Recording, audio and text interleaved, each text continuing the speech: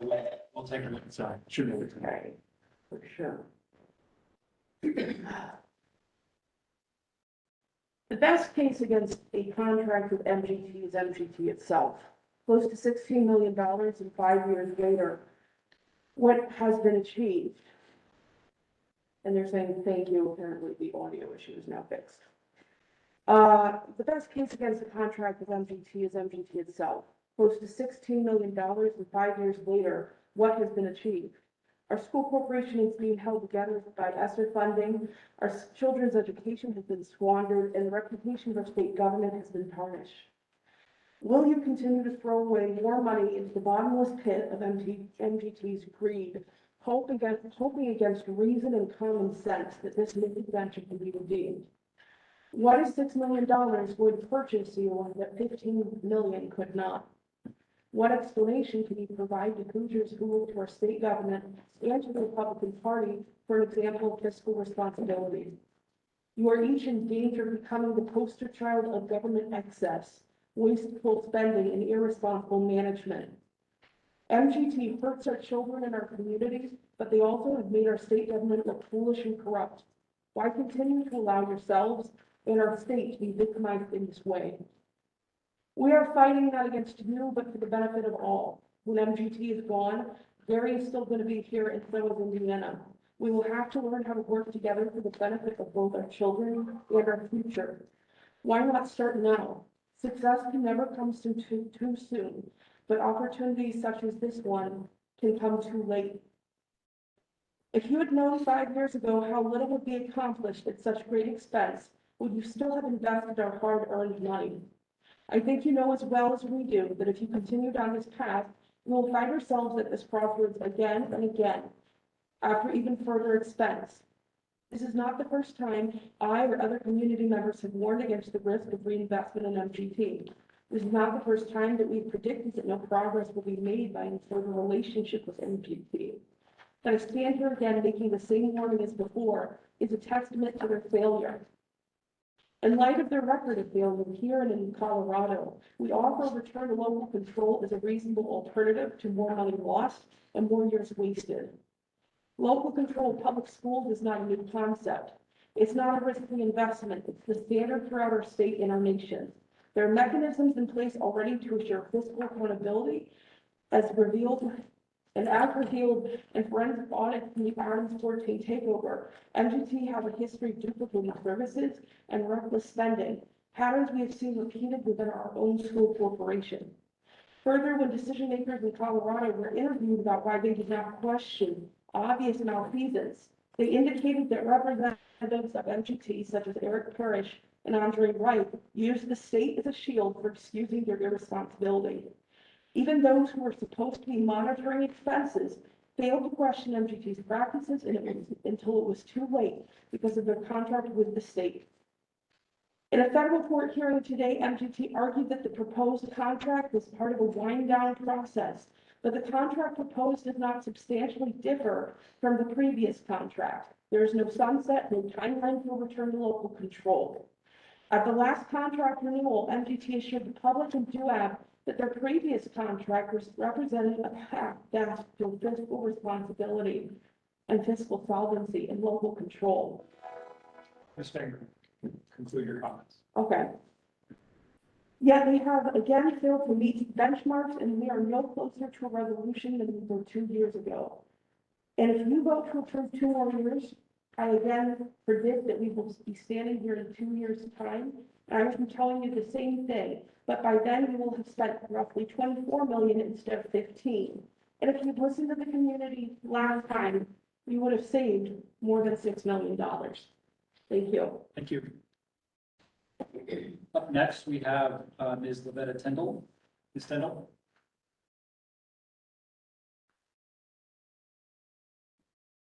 Good morning. Good morning. We're going to share some information with you. That's from the parents' needs item number 1. I'll get them as I leave the podium. And Mrs. Tyndall, and good morning to all of you. I'm a 1966 graduate of the historically world-renowned and architecturally profound institution of learning here at Roosevelt High School. Are you familiar with the documents or the booklets? Please don't remove them from the cover. Oh, I'm sorry. Are you familiar with these and similar books about famous Black individuals? What do you think? What do you feel when you see young white faces on these subjects? On the covers of books, billboards, and TV ads? What are you doing to ensure our Gary students can read, study, think, rationalize, resolve issues, process information, test and lawfully handle the killing of a classmate or classmates? Listen, broadcasting that $18 million has been spent on furniture and for various schools, painting inclusive faces on edifices, taking students to a zoo rather than to such places as the Shed Aquarium is not enough. We want more. Where are the referendum ambassadors' reports? What's being done to ensure each student has a functioning Chromebook for each e-learning day? When will financial reports requested by the advisory board be issued? Why aren't they available to the public as a matter of public record? What level of responsibility are you and the State Board of Education and the governor ensuring that when the takeover ends, Gary School Corporation is not left more crippled and financially inept than when the takeover began? We say no to the practice of the ongoing continuous notion of legislate to wait. Instead of stalling till all the money is gone, train our parents to be parents, responsible, powerful parents. Establish, provide, ensure, maintain a high quality, equitable education for all our students. End the sloppy priorities, practices such as having a special ed administrator stationed in Indianapolis, visiting Gary schools 2 days weekly, whose special ed credentials are questionable. Repeal and restore is our goal. MGT has got to go. Paige McNulty has got to go. Paige McNulty's administrative practices have got to go. Thank you. Thank you, Ms. Tindall. Up next, we have Ms. Tracy Coleman joining us by telephone, by Zoom. Ms. Coleman, can you hear us? Yes, can you hear me? We can. Please go ahead.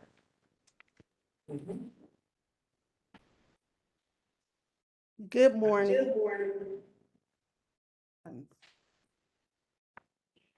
I would just like to start off by quoting Reverend Dr. Martin Luther King Jr., who said, "Injustice anywhere is a threat to justice everywhere."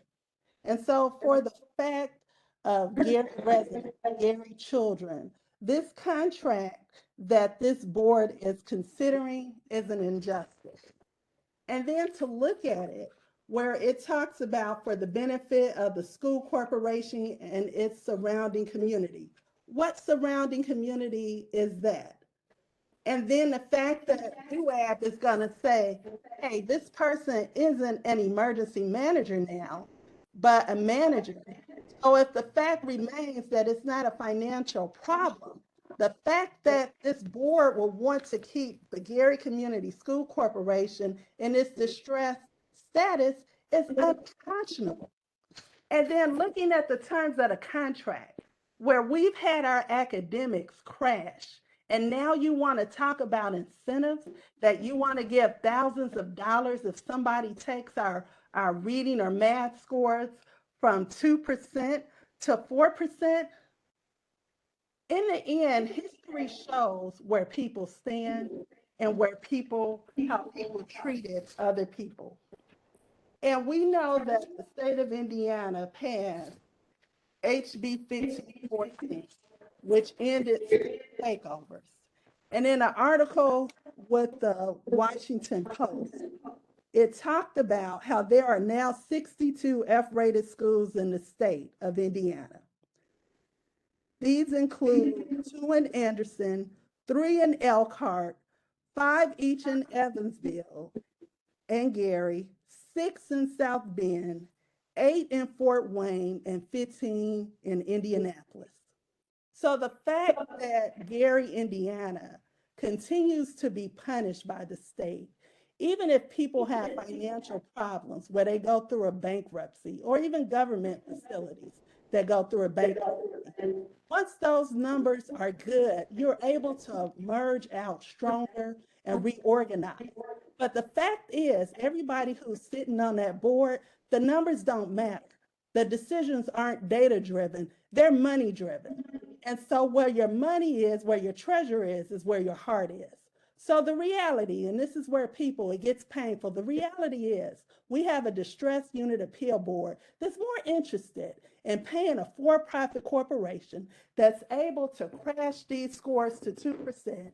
And then when we look at the chronically absent, and DUAB, remember, these numbers weren't that high prior to takeover as they are now. So now we're dealing with a chronically absent rate of 90.08% at Gary Middle School. No, at Westside Leadership Academy, 90.08. And Gary Middle School, 86.51%. Ms. Coleman, if you could please conclude your comments. Yes, thank you. So it's easy sometimes where people want to blame the community, blame Gary, and not recognize your own complicity in what's happening. It's time for MGT to go. It's time for DUAB to go. Repeal and restore. Our community deserves it, and justice in the name of Jesus will happen. Thank you. Thank you, Ms. Coleman. Up next, we have Mr. Colin McCullough. Mr. McCullough. Morning. Morning. My name is Colin McCullough. I am a resident of Gary, educator in Gary at Westside Leadership Academy. Over the last 5 years, a downward trajectory in nearly every aspect of MPT has been there. At Westside in particular, the school has had 5 principals in 5 years since MGT has taken over. Well, since DUAB has empowered MGT to take over. And often we talk about the sustainability that children need to be successful, which I don't think anybody would argue. But the adults, the teachers, the administrators need that same structure, need that same sustainability in order to have confidence in what we're doing, to be able to connect with the new administration. Each year, when we have a new administrator, a new principal, that principal comes in with their whole new staff, whole new set of ideas, whole new set of programs that they want to implement. Trickle down to the kids, trickle down to the teacher, trickle down to the kids. So nobody, shouldn't say nobody, but very few people have any time to be vested in the program, plan, or the direction that we're going, because everybody knows that whatever this person's talking about is a temporary fix. This is our plan this year. We're gonna have another plan, another structure and everything next year. That has been consistently 5 years. During my last 3 years as a teacher at Westside, 3 principals, 3 superintendents, and 3 athletic coaches. I used to be the head football coach in 3 years. Since I've gone, they've had 2 more each. Well, Dr. McNulty has been consistent, but 2 new principals, 2 new ADs. Okay, the status, the structure, the community as a whole suffers because of the instability at the top. And that started with MGT. Secondly, I gotta look, because of MGT's financial incentives to balance the books, they make poor decisions on behalf of the community. One that I'm fighting currently is they approved the sale of an abandoned, I shouldn't say abandoned, a school that they closed. They've sold that building to a company that wants to put a manufacturing plant there. On the grounds, there's a middle school adjacent to, an elementary school, where MGT's representatives sold the building to a manufacturing plant. So in the middle of my neighborhood, next door to the elementary school my kids are gonna go, MGT said, let's put a manufacturer there. This kind of decision-making keeps Gary poor because anybody with an option is gonna leave. So only people who are gonna live in that community are people who can't go anywhere else. So we're gonna find ourselves in this position over and over and over again because of the decision-making, poor decision-making, short-sighted decision-making. People who don't live there, who don't have to deal with the repercussions of those decisions consistently. Thank you, Mr. Gall. Is there anyone else who signed up? Our next item of business is the school corporation update. Dr. McNulty? Oh, I'm sorry. Please.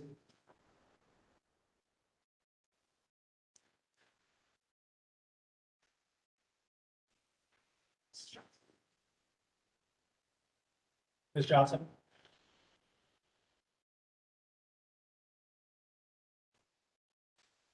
Good morning to each and every one of you. Morning. My concern is the idea that balancing the budget, saving money is more important than our children.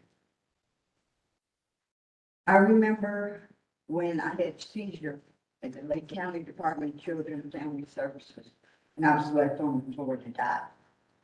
And I couldn't get a lawyer to sue because of the damage I was left in. I lost my job and I lost my business.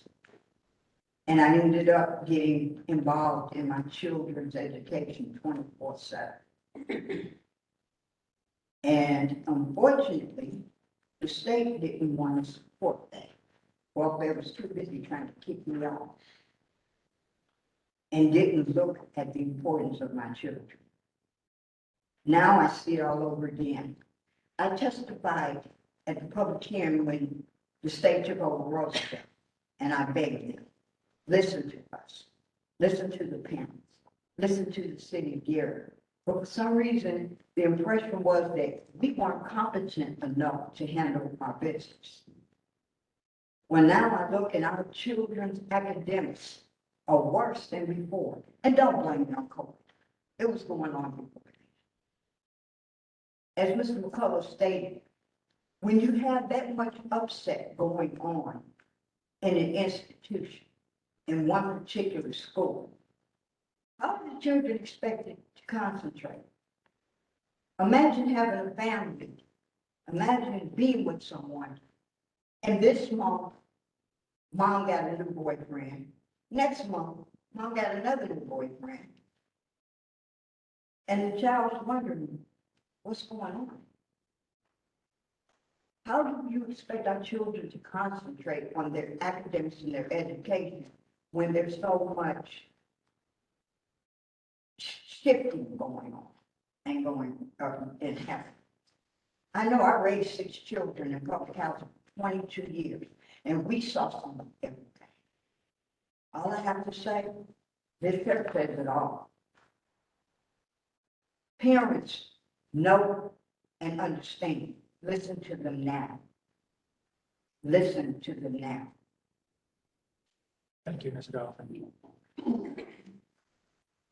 All right. All right, let's turn back to Dr. McNulty and the school corporation update. Okay. Good afternoon, everybody.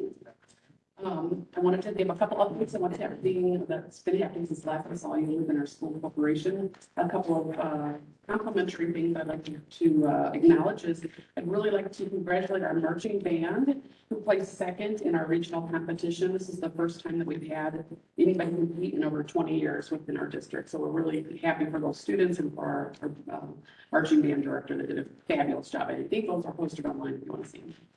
Also want to thank our staff and our parents and the fire department for helping us host a trunk and treat over the weekend. We had lots of students and community members who participated in that. Also want to say great job to our football team for winning conference, for those of you who are watching. We were defeated in sectionals, but they had a great season, so nice job to our football team and the coach. Our bleachers have been removed at Westside, and this week we begin the bleacher installation, which will be a process, but we're excited for that endeavor to begin. Ms. Shabette Grady, who's the Director of Special Education for our district, had a very successful parent night last week, and lots of parents came to get some more information on their students' IEP and transition planning. We will be hosting these monthly, so please, parents and guardians who are listening, please watch for those to be coming out so you can attend with us. And lastly, we've just finished our final negotiations with our teachers, and we look forward to bringing that to next month's DUAB meeting for approval. And we appreciate all the hard work and collaboration we have with our teachers. Questions for Dr. McNulty? I just have about this teacher staffing. Are you fully staffed now, or where are you in? So it fluctuates. We'll go fully staffed, and then we'll have a resignation. So we go anywhere from about, I'd say, 2 to 5 openings at any given time. Okay. Could you speak a little bit to the principal issue? I think that's an important issue, and we've dealt with that over the time. We've had trouble finding stability in those positions. But could you talk a little bit about why you see that having been the case and where you see that going? Yeah. So I can't speak to before I've been here, but I know that there had been some changes. And I do know that it has been difficult to find principals that we felt were the caliber that we needed at the high school in particular. That's a difficult school to get your arms around, and to recruit people to come to Gary, Indiana, sometimes has been difficult. And so we've worked diligently on that. We've had headhunters who have worked across the state. We've worked locally. We've worked in Illinois, et cetera. But we really needed staff that were able to work on both behavior management side as well as the academic improvement. That's why we worked this year on having a co-principalship model so that we could have someone focusing on both of those. And we feel really like we're headed in a good direction with that. Do you think that model will continue, that you'll maintain the leadership you have this year? I think we're good. Yes, definitely going to maintain the principal we have there for sure. Awesome job. Yeah, I would add too, the high school had, those numbers, that was the question. There's been much greater stability at the other buildings. And we've been able to hold on to those and invest in them for several years. But high school is, as you all know, a different, it's a different challenge, and to find the people we need and for them to be successful. And we're investing and we do believe that we've found the right fit now. I have a question about that. When when the principal leaves, do you do exit interviews and find out why, and then what do you do to change it to try to make it more successful the next time around? Yeah, depending on how they departed, for sure. We do exit interviews. But again, we invest heavily on their professional development, all of our principals and assistant principals. So, and we meet with them on a regular basis. We meet with them every other week, both individually and as a group, so that we can keep those open communications. If they have a personal, something that they're working on, we foster that as they move through. But absolutely, we work with them pre, during, and after. Mr. Chairman, on the discussion of change the principal at West High School, I know you have been here for the last 3, and I don't think from the information I got that they chose to leave. The choice was made by management. So for an exit survey, it's almost moot when you start when somebody's terminated. So we have to keep that in mind. Correct. Other questions for Dr. McNulty? Wes? Mr. Chairman, I want to ask about Roosevelt, but this may not be the right time on the agenda to do that. Go ahead. Could you give us a status on the Roosevelt building? Yeah, Roosevelt's still up for sale. We have had several interested parties along the way. Still have one interested party that's supposed to be submitting a proposal again. Actually, tonight we have a public forum, and so I will be talking with the community about which properties are still listed for sale, and specifically talking about Roosevelt again. Mr. Chairman, can I ask, what is the pending bid? Y'all don't want you to reveal the bidder, but how many dollars are you talking about? The community is very much concerned about how little this community's gotten back via MGT for acres and acres of land and for buildings that have millions of dollars value, and they're accepting $35,000, $50,000 bids. And many times accepting bids from corporations and entities who plan to put retail and commercial operations within local communities. And has a great concern about that. And I've talked to Dr. McNulty about it, and some of the fault lies with the administration of the city, okay? Because she has to get approval, I understand, before she takes any action. So, you know, the community ought to be talking with the municipal administration as well as MGT as one of the gatekeepers, so we don't continue this process. When we talk about Roosevelt School is an historical school. It came out of the racial riot, and my mom was a part of that situation, and because she was part of a group of 19 high school honor students who were in their junior and senior years that were merged over to Emerson School for a racial experiment. It only lasted about 2 weeks, and those kids were kicked out, and none of them were allowed to go back to any various schools, which I could never understand in talking with my mom and Mrs. Sanders, which were the two people that I knew out of the group. And so what happened was they built a separate but equal school, which was Roosevelt. And if you look at the two physical plants, they almost reflect each other. And so the community would not want Roosevelt School to go the way the other schools are going. I understand the need to get rid of property. I understand the need of it if you don't have the dollars to maintain it. Because you close the building doesn't mean that you don't have any more financial responsibility for it. So I understand where they are. I just think this community is being shook. Major companies are coming here in acres and acres of land. I'm not talking about small acreage. I'm talking about large acreages of land for $30 and $35, $35,000 and $50,000. I think that information would be shared with the community initially before the decision is made. Us, you know, local people said, I would give $35,000 to get that. They didn't bid on it because they thought it was for greater dollars. So I'm sharing this with you because I know a couple of you will make the approval when they decide to do something with Roosevelt. You need to know the rest of the story. I'll try to give you the rest of the story.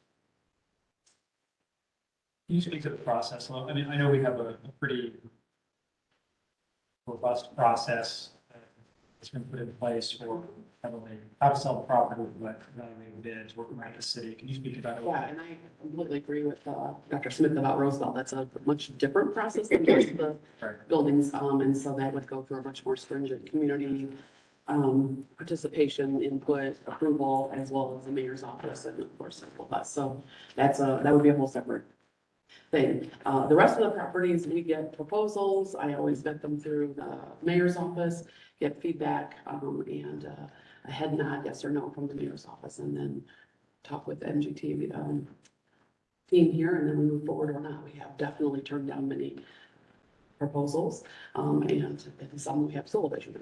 And I think if I recall, it's been a little while since we've done this, but in the process and working with the mayor's office, one of the primary things that we focused on is the financial ability of the buyer Correct. to be able to dispose of the property or put the property, Make use of it. put it to productive use. Correct.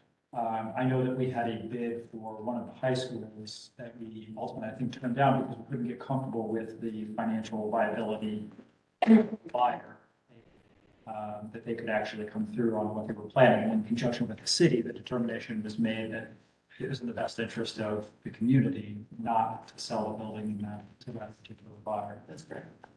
So, you know, Dr. Smith, I think that's something we have focused on a lot. To your point, there's collaboration with the city there, whether that, you know, we look to them, I think, as the sort of the right voice of the community to speak to what are appropriate opportunities and not, and be careful not to sell the buildings to buyers who just don't have the means to, tear down dilapidated buildings or buildings that can't be rehabilitated or otherwise rehabilitate the property in a way that would be appropriate, because I think ultimately what we've heard resoundingly from the community is that it's to no one's benefit if all we've done is passed financial responsibility from the school corporation to somebody else who has no means to take care of it. We do have the means and have made an effort, obviously, to maintain the grounds and as best as possible, keep the building secure, although that's an ongoing challenge. And then in addition, with the public forum tonight, we're going to be discussing that we have approximately $3 million left in demolition funds from 1065, which could take care of 1 to 2 buildings, depending on the size of the building.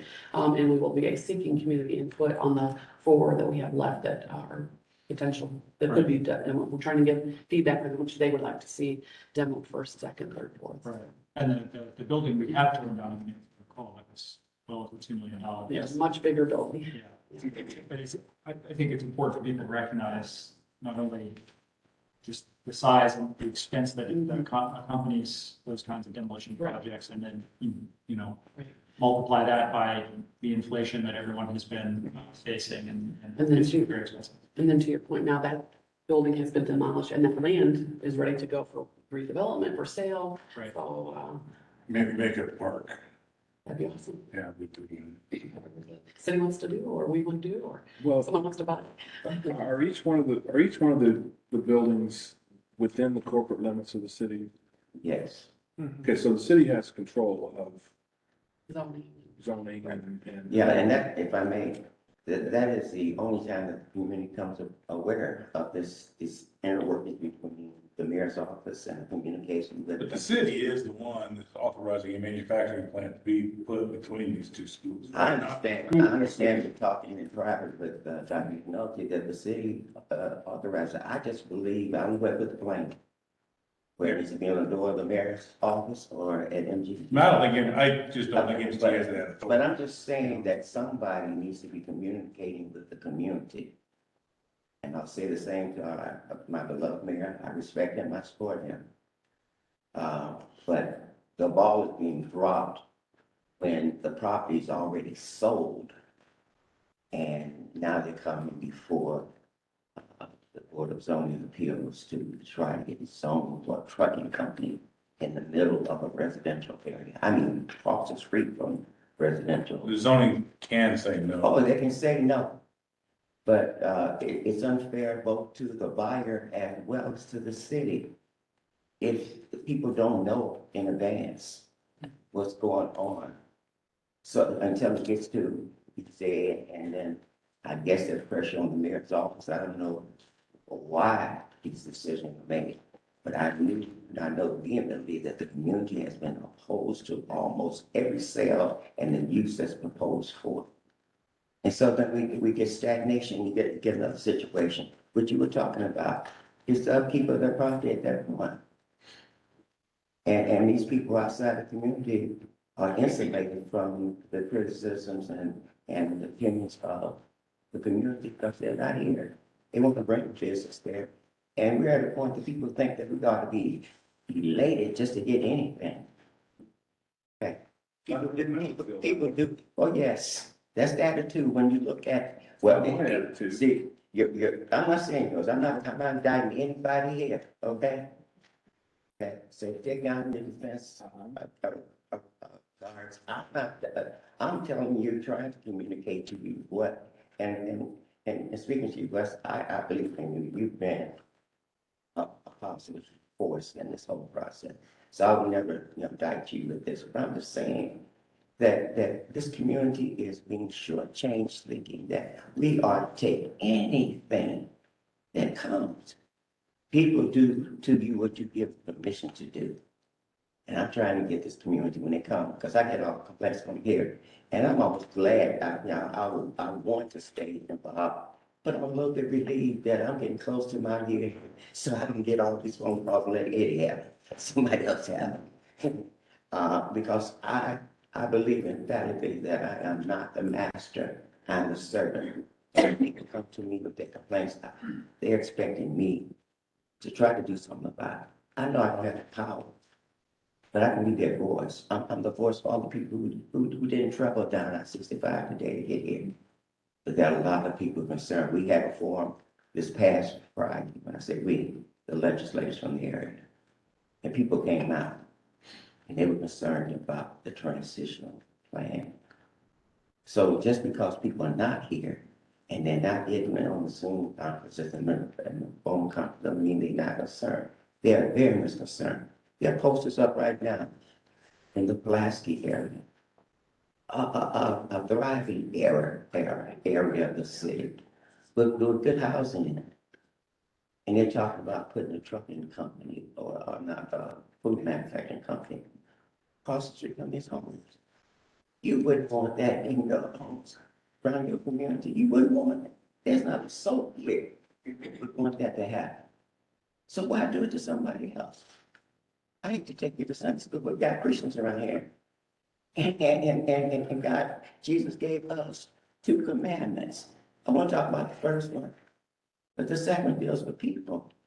That we are supposed to treat people the way we want to be treated. Everybody's your neighbor.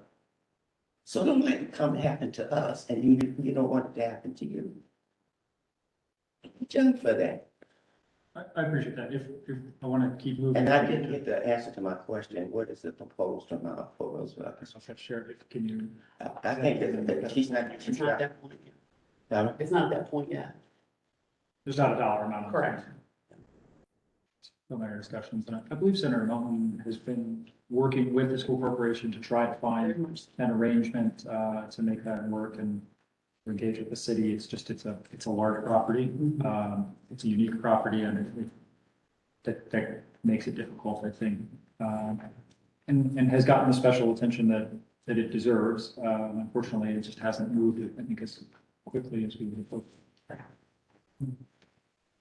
All right.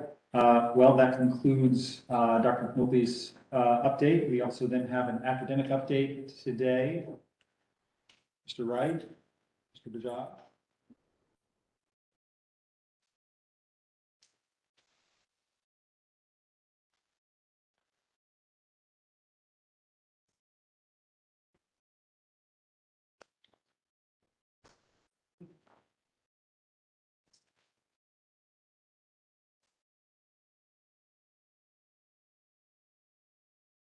Morning. Morning. Morning, members of the board. Appreciate this opportunity to share an academic update with you. Rajiv Bajaj, MGT Education. We have a short presentation, including Q1 progress updates for you from some of the academic plan work we've talked about, as well as some of our beginning of year formative assessment data. So I'm excited to share some of those updates. I'm sorry. There we go.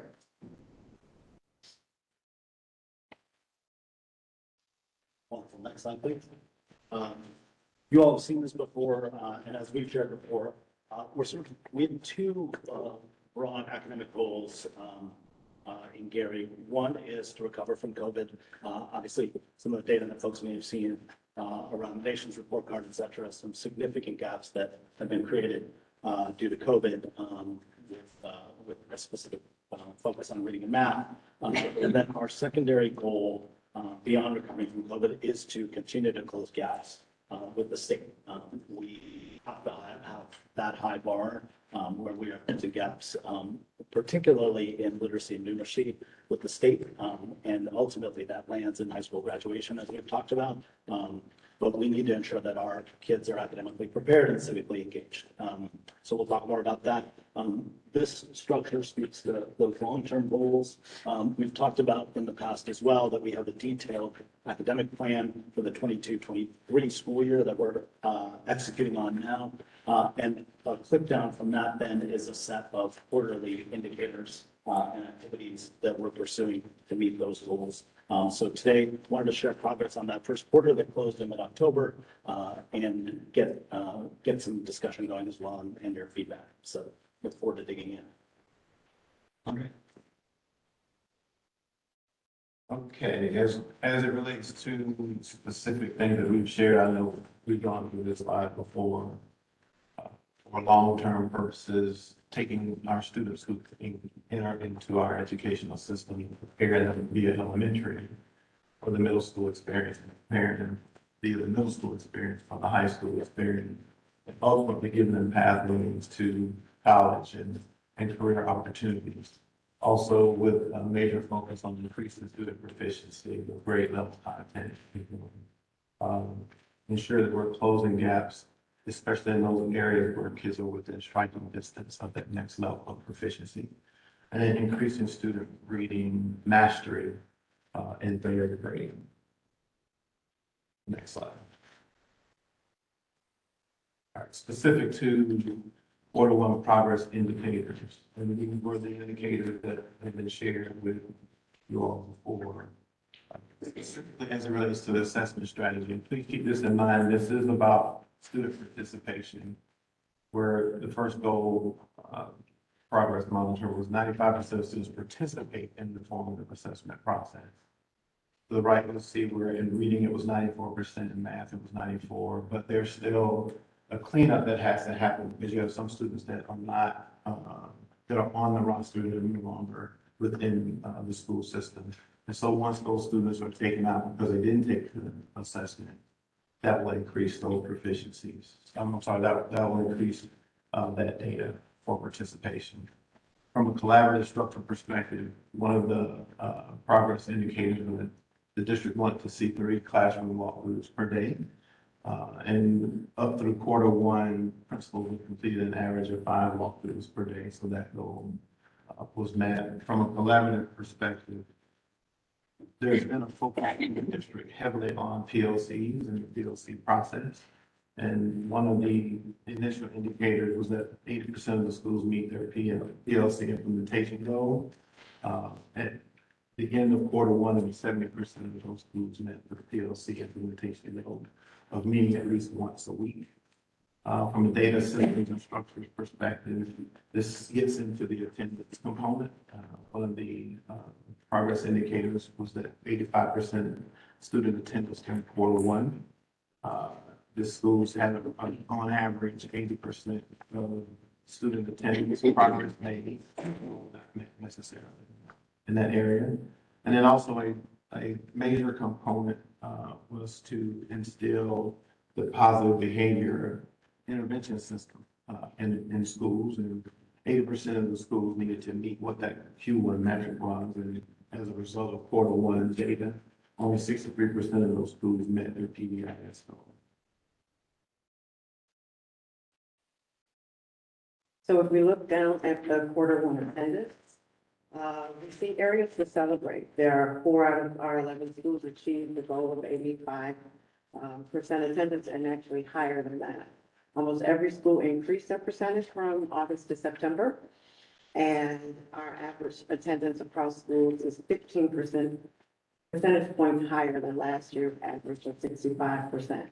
So there are improvements. There are areas of growth. However, at the high school, the attendance rate is at 66%, and it's somewhat lower than our elementary and middle school. There are incentives and interventions that are in place to impact that as we look forward to quarter two. The overall attendance is lower than our goal, and this impacts our ability to provide that academic interventions. However, we are working with our FACE liaisons, which are our parent liaisons, and the schools are working to incentivize students and families and increasing on engagement so that's an intended attendance increase. One of our other issues is just having the transportation issue is a piece. However, students do receive instruction when we have transportation issues, and we do have those. On the, on attendance, how are we, or maybe you're going to get to that, how are you addressing that? How will we So improve students student attendance? we are working on incentivizing students, so there may be monthly and or a couple weeks. It depends on which school, because different schools have different goals. So, and also different levels. So students who are attending regularly may be able to receive PBIS points, because all of our schools have that option for different things that occur in their schools. It may be some gym time for students who want that. We have a couple rooms set up in buildings where during the lunch period, students can do some fun activities. And so students who are attending regularly might be able to do that. There may be some after-school activity that can occur if the attendance for your child is at a particular point.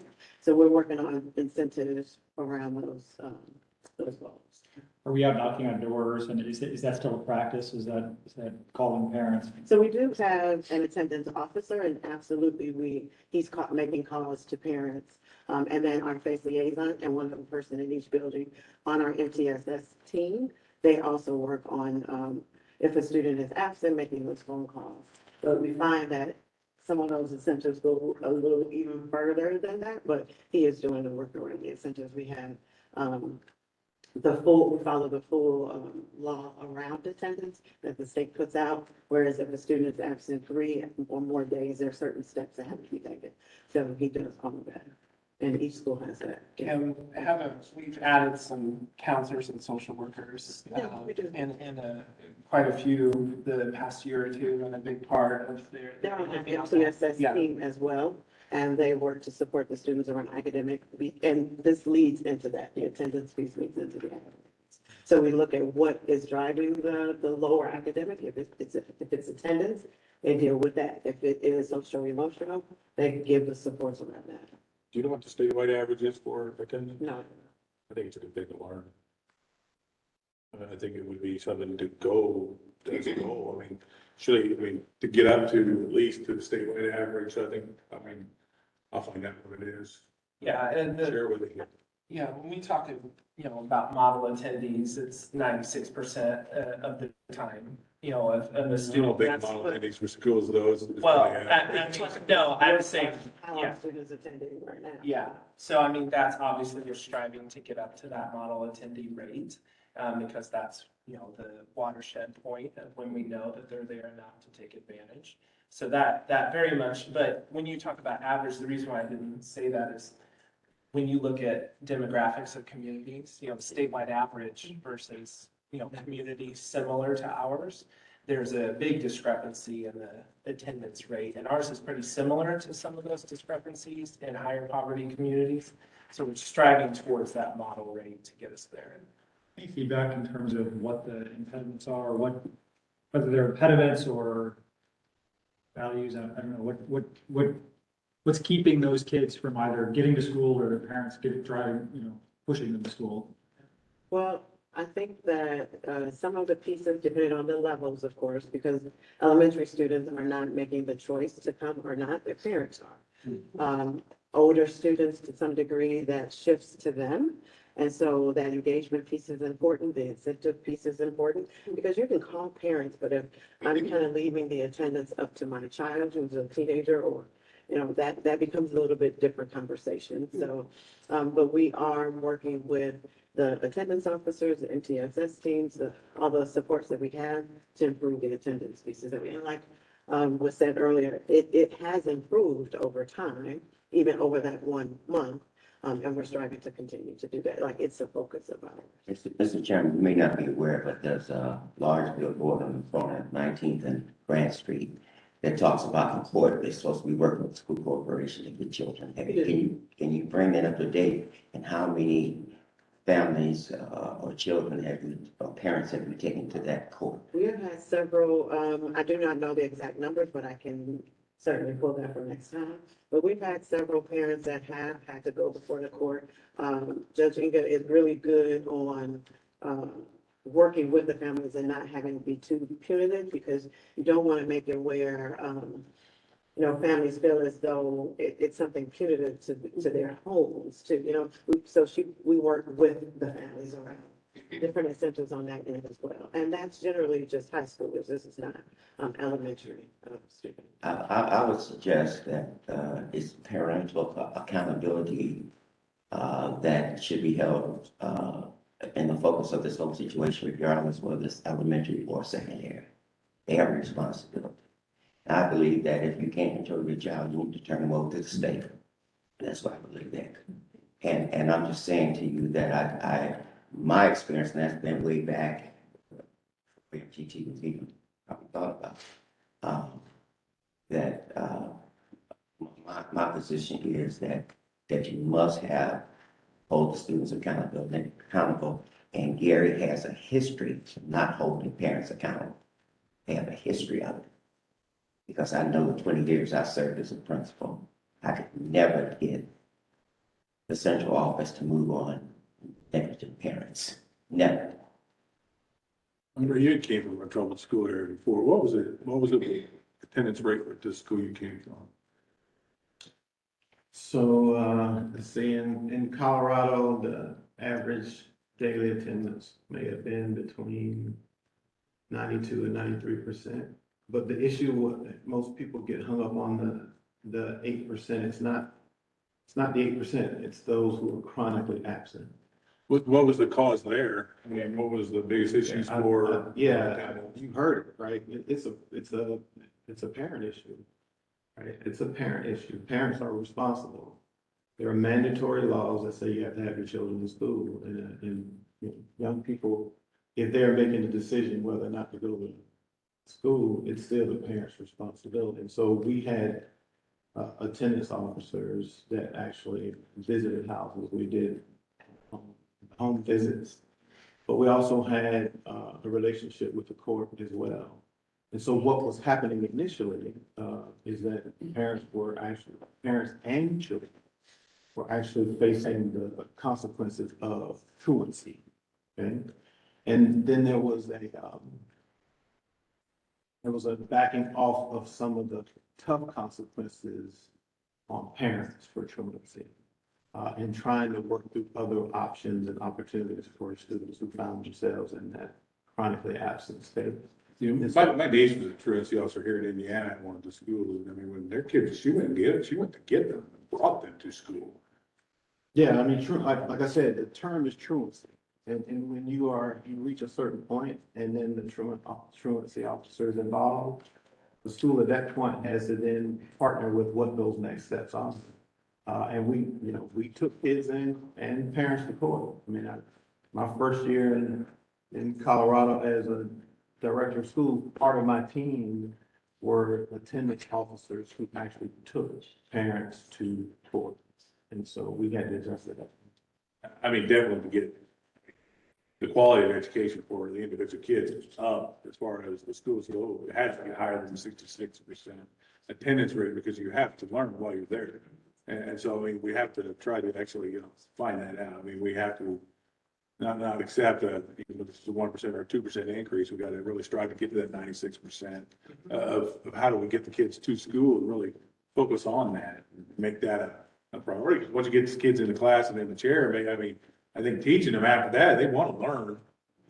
I mean, that's a child's goal, especially the younger they are, especially in the, K through 12. I mean, Our it's current average though is education. 80%. Most of our students are in school 80%.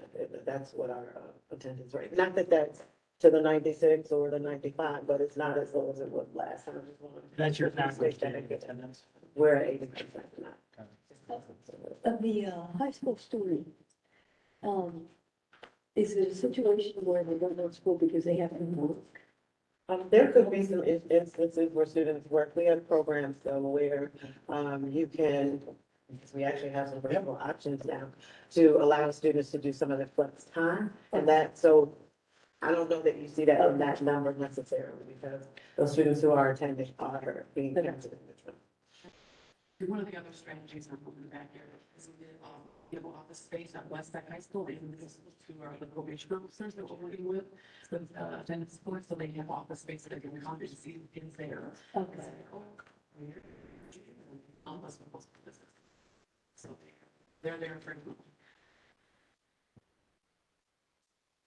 Thank you. Mr. Chairman, I didn't know that we were interrupting the presentation. I want to go back to the previous slide if I may, the one that dealt with principals making 3 classrooms and you meant that the 5 walkthroughs. Walkthroughs are means to end. Do you have principals report what they have done based on these walkthroughs? Yes, we do. No, go ahead. So the walkthroughs are recorded in our online system and we focus on a different topic or different area per week. So depending on what the focus is, that is what the walkthrough is around. So if it is around board configuration or small group instruction or whatever it is, that the teachers are aware of what the walkthrough focus is, and then they receive feedback on those. And then from there, if further support needs to happen, if teachers aren't meeting whatever that goal is, They have support with the instructional coaches, the principals, the assistant principals, different platforms for professional development as well. So it's not just a walkthrough, just a walkthrough. There is a focused area for those walkthroughs and then feedback regularly every time. What about phone observation? Are they doing four? Yes. Yes, so we utilize the RISE evaluation system, so there are two long, what RISE calls long evaluations, and two short evaluations, and those are done throughout the year. This is in addition to those formal observations. One other question on the PLCs, and then come back to that. Since that's something that's sort of staff led, so why didn't all of the schools meet that goal? I think it is a combination of staff leading and admin led, because the concept of PLCs is still, even though we've talked about them, is still a little new. So exactly the goal, what happens in them, the data to discuss in them. And so there are times when even staff attendance does not allow for certain things to occur. Is probably why some of these happen. We had one school where the administration was out, sometimes sick, and that person who was manning the building just didn't have the grasp on the whole, and those drive down our overall numbers. But for the most part, our schools are definitely doing the one PLC a week. Great, thank you.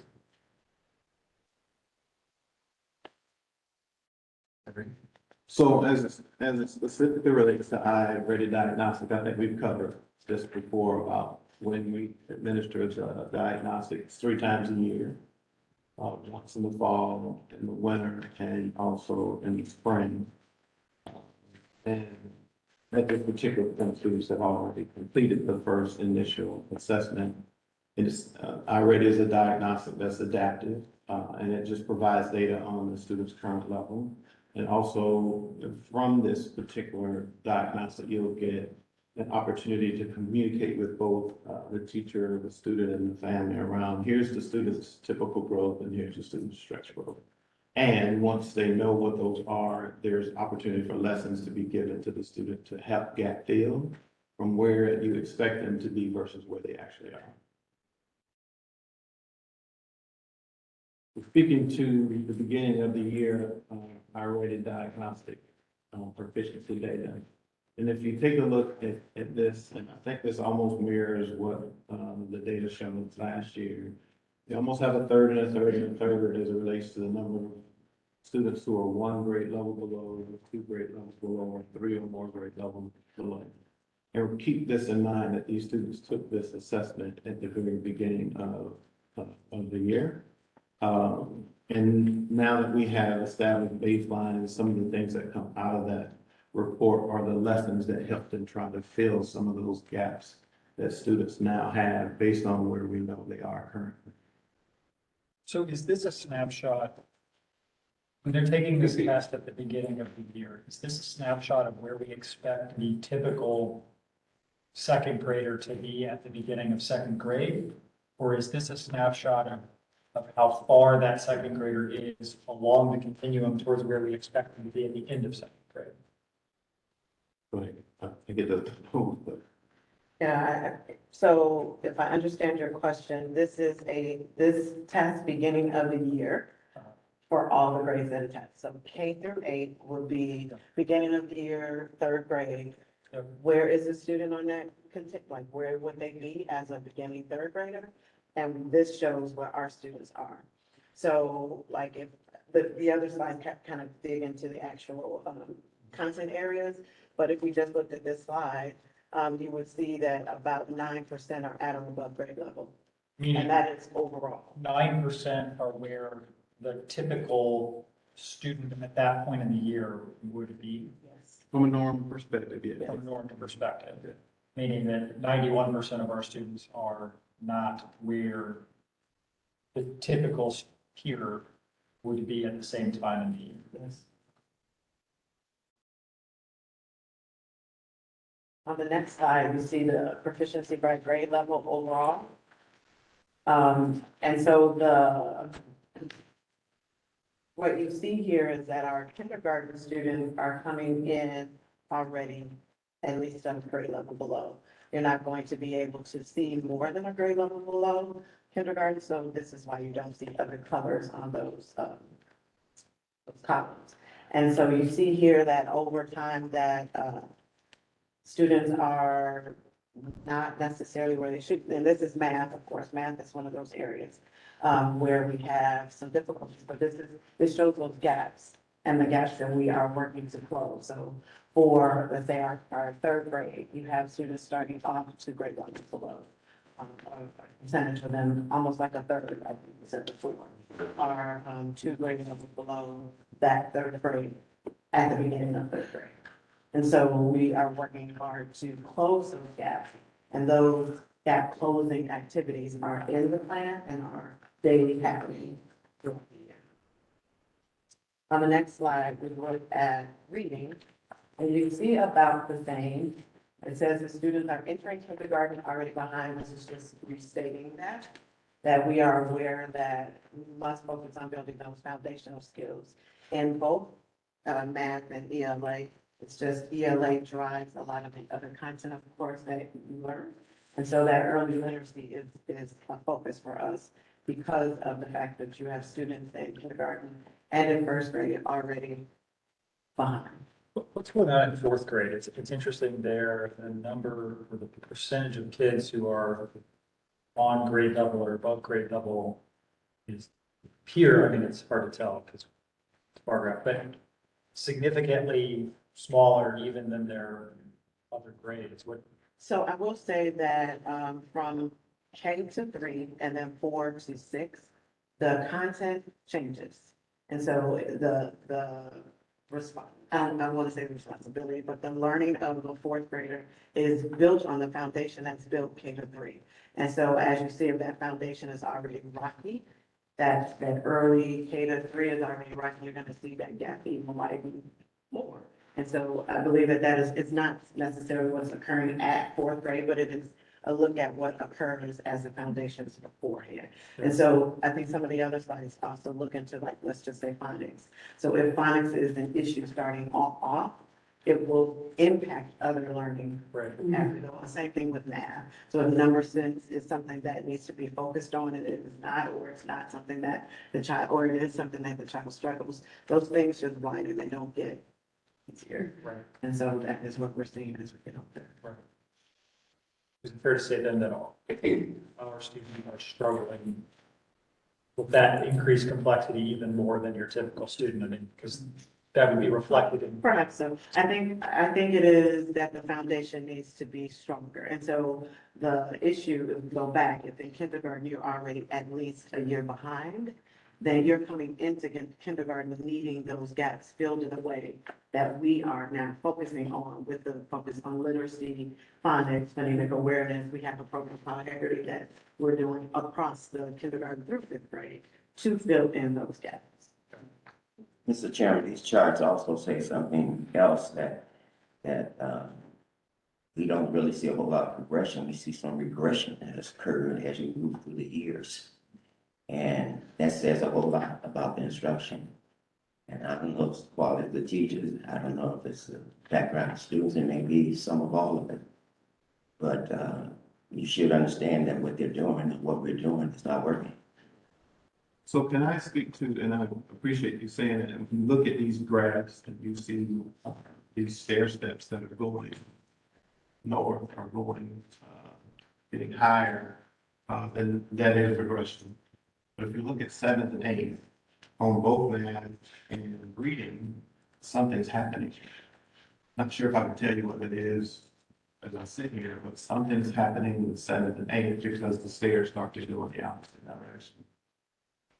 And so there's something that is occurring in the interaction between students and the content that is reducing the number of students that are 3 levels behind or 2 levels behind, as you even see the green bar increase in size. I don't have a thing that can tell you how wide that is, but when you look at 7th and 8th in both literacy and math, the stairs change.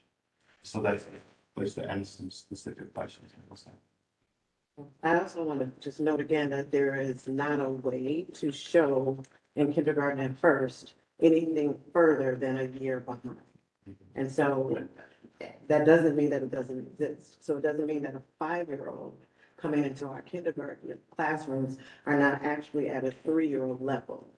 You're not gonna see that here, though that may be the case. Yeah, I would understand that initially, your point is well taken, but for longevity, I'm looking at Right. a lack of both. Right, so what has to happen is those gaps have to be closed with the things that we're doing, like small group instruction. You cannot teach kindergarten through fifth or any of those students the whole classroom and get an individual needs. And so that is a push for us, is the small group and differentiate. Just to also gently remind everybody that part of the difficulty of the growth to the students for sure, but it's the historical attendance issue that we've had with staff that we've worked really hard at synthesizing in our contract with last year because staff weren't getting paid as well. So we worked really hard to ensure that they had raises and now incentivize them to come to work because they were at a 70% attendance rate for teachers. Many years. So when we did that last year, we saw a dramatic increase in our teacher attendance rate at school. And we'll continue to do that this year, but it's when you have 70% teacher attendance rate in the classroom, that's also a hindrance to student performance. Well, long before MGT was with the Gary Community School Corporation, we had a problem with teacher absences. Yeah, that's been, it's been a historical problem. However, our achievement rates were much higher than we are now, given that factor. So as you become analytical, you rule out the things that are directly correlated versus those that are indirectly correlated to the problem. I'm just wondering, are you teaching teachers to be prescriptive in their teaching so that they're getting to the root of the problem? I'm just wondering what kind of methodology is being used there to teach these students, because the whole is sum total of parts. If you jack off the parts, then you get the whole to be better. So yes, we do teach the teachers to be prescriptive with each student. And so focusing on what the students need is a piece of iReady. So once these tests are taken, a student receives a pathway, and that pathway works to close those gaps. And teachers are aware of each student, where they are. Some of that grouping occurs around that, and then also individualized instruction. So each student has a plan for how to get caught up. Now, again, I will say several things: teaching the teachers being there. I think there are lots of things that go together to create this situation and the movement that we are looking to have. Yeah, I'd mention too, of the 70% that were there, I want to remind that a lot of them were not qualified. And so over the past few years, we've worked very hard. We have 60 teachers that are going through the licensure process with Purdue and IU. Because it's one thing to have a human in the front of the kids. You want to have someone that knows what they're doing. And that has, to your question, our staffing rates are quite a bit better in a lot of places because we're finding people that want to work with us and getting them properly qualified to do what they're supposed to be doing, and not just saying that we have a warm body there, but that they're properly qualified. On the next slide, if we zoom in on reading, iReady looks at phonological awareness, phonemes, phonics, high-frequency words, vocabulary comprehension of fiction and nonfiction text. And so you can see that phonological awareness is just being able to hear sounds. Phonics is putting the letter and sounds together. And then you have high-frequency words. You see that some of our areas of need, or we struggle around the comprehension piece, but that is more often because of those foundational pieces. You're not going to get to be able to access text and comprehension if phonics and phonemes and high frequency words are an issue. So we still have some work to do in that area, and we are doing that with different programs like the one I mentioned, Hectordy and some others. But these are the pathways that students go through when they work in iReady daily in order to close those gaps. And with their teachers instructing around these topics. And Kim, it's fair to say that this is the, when you talk about the foundational work, Yes. this is the foundational work. Get it to, then we've spoken about that. It's the basis by which we go forward on the right of fronts. And so you can go. So, dive into just phonics itself. The students in 3rd through 8th who have not yet mastered foundational phonics skills. We've done small group guided reading, individualized iReady modules. These will be done and are being done to fill those gaps. So you still have students even in 5th, 6th, 7th, and 8th grade for whom phonics is a concern. And that lets you know that that comprehension piece is going to definitely be a concern if hearing a sound and understanding the letter sound combination is there. And that means that these children experience these issues more than likely. This is not something new that now I don't understand phonics. This means that these 8th graders did not have those gaps filled in, 7 years beforehand. This is not a new issue, but we are attacking it daily with our teachers and working with our students. Go to the next slide, please. So now what would be the question?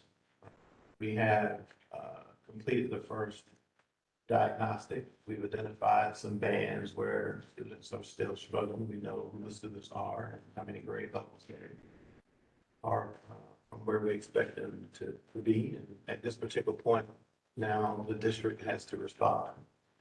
The district responds to helping to support teachers and school leaders and what our approach is around small group instruction, giving teacher feedback and accountability, the mechanism that Mr. Brandon talked about with school walkthroughs, not just for the sake of walking through, but how is it connected to what the lesson is actually targeting for that particular day. And then making sure that we have plans for students in order to make sure they can close those gaps. All of this is leaning back into what this data is just provided. School leaders then have to take that same approach around the district is supporting not only my teachers, but supporting me. But then they have to do the same thing for their teachers to support them through that same process. Teachers are then analyzing the same information and help support students in the process. And so now, in all honesty, this is where you can take this information and say, how do we course correct? How do we accelerate what we can accelerate? How do we remediate where we need to remediate? How do we intervene where we need to intervene? How do we communicate where we need to communicate?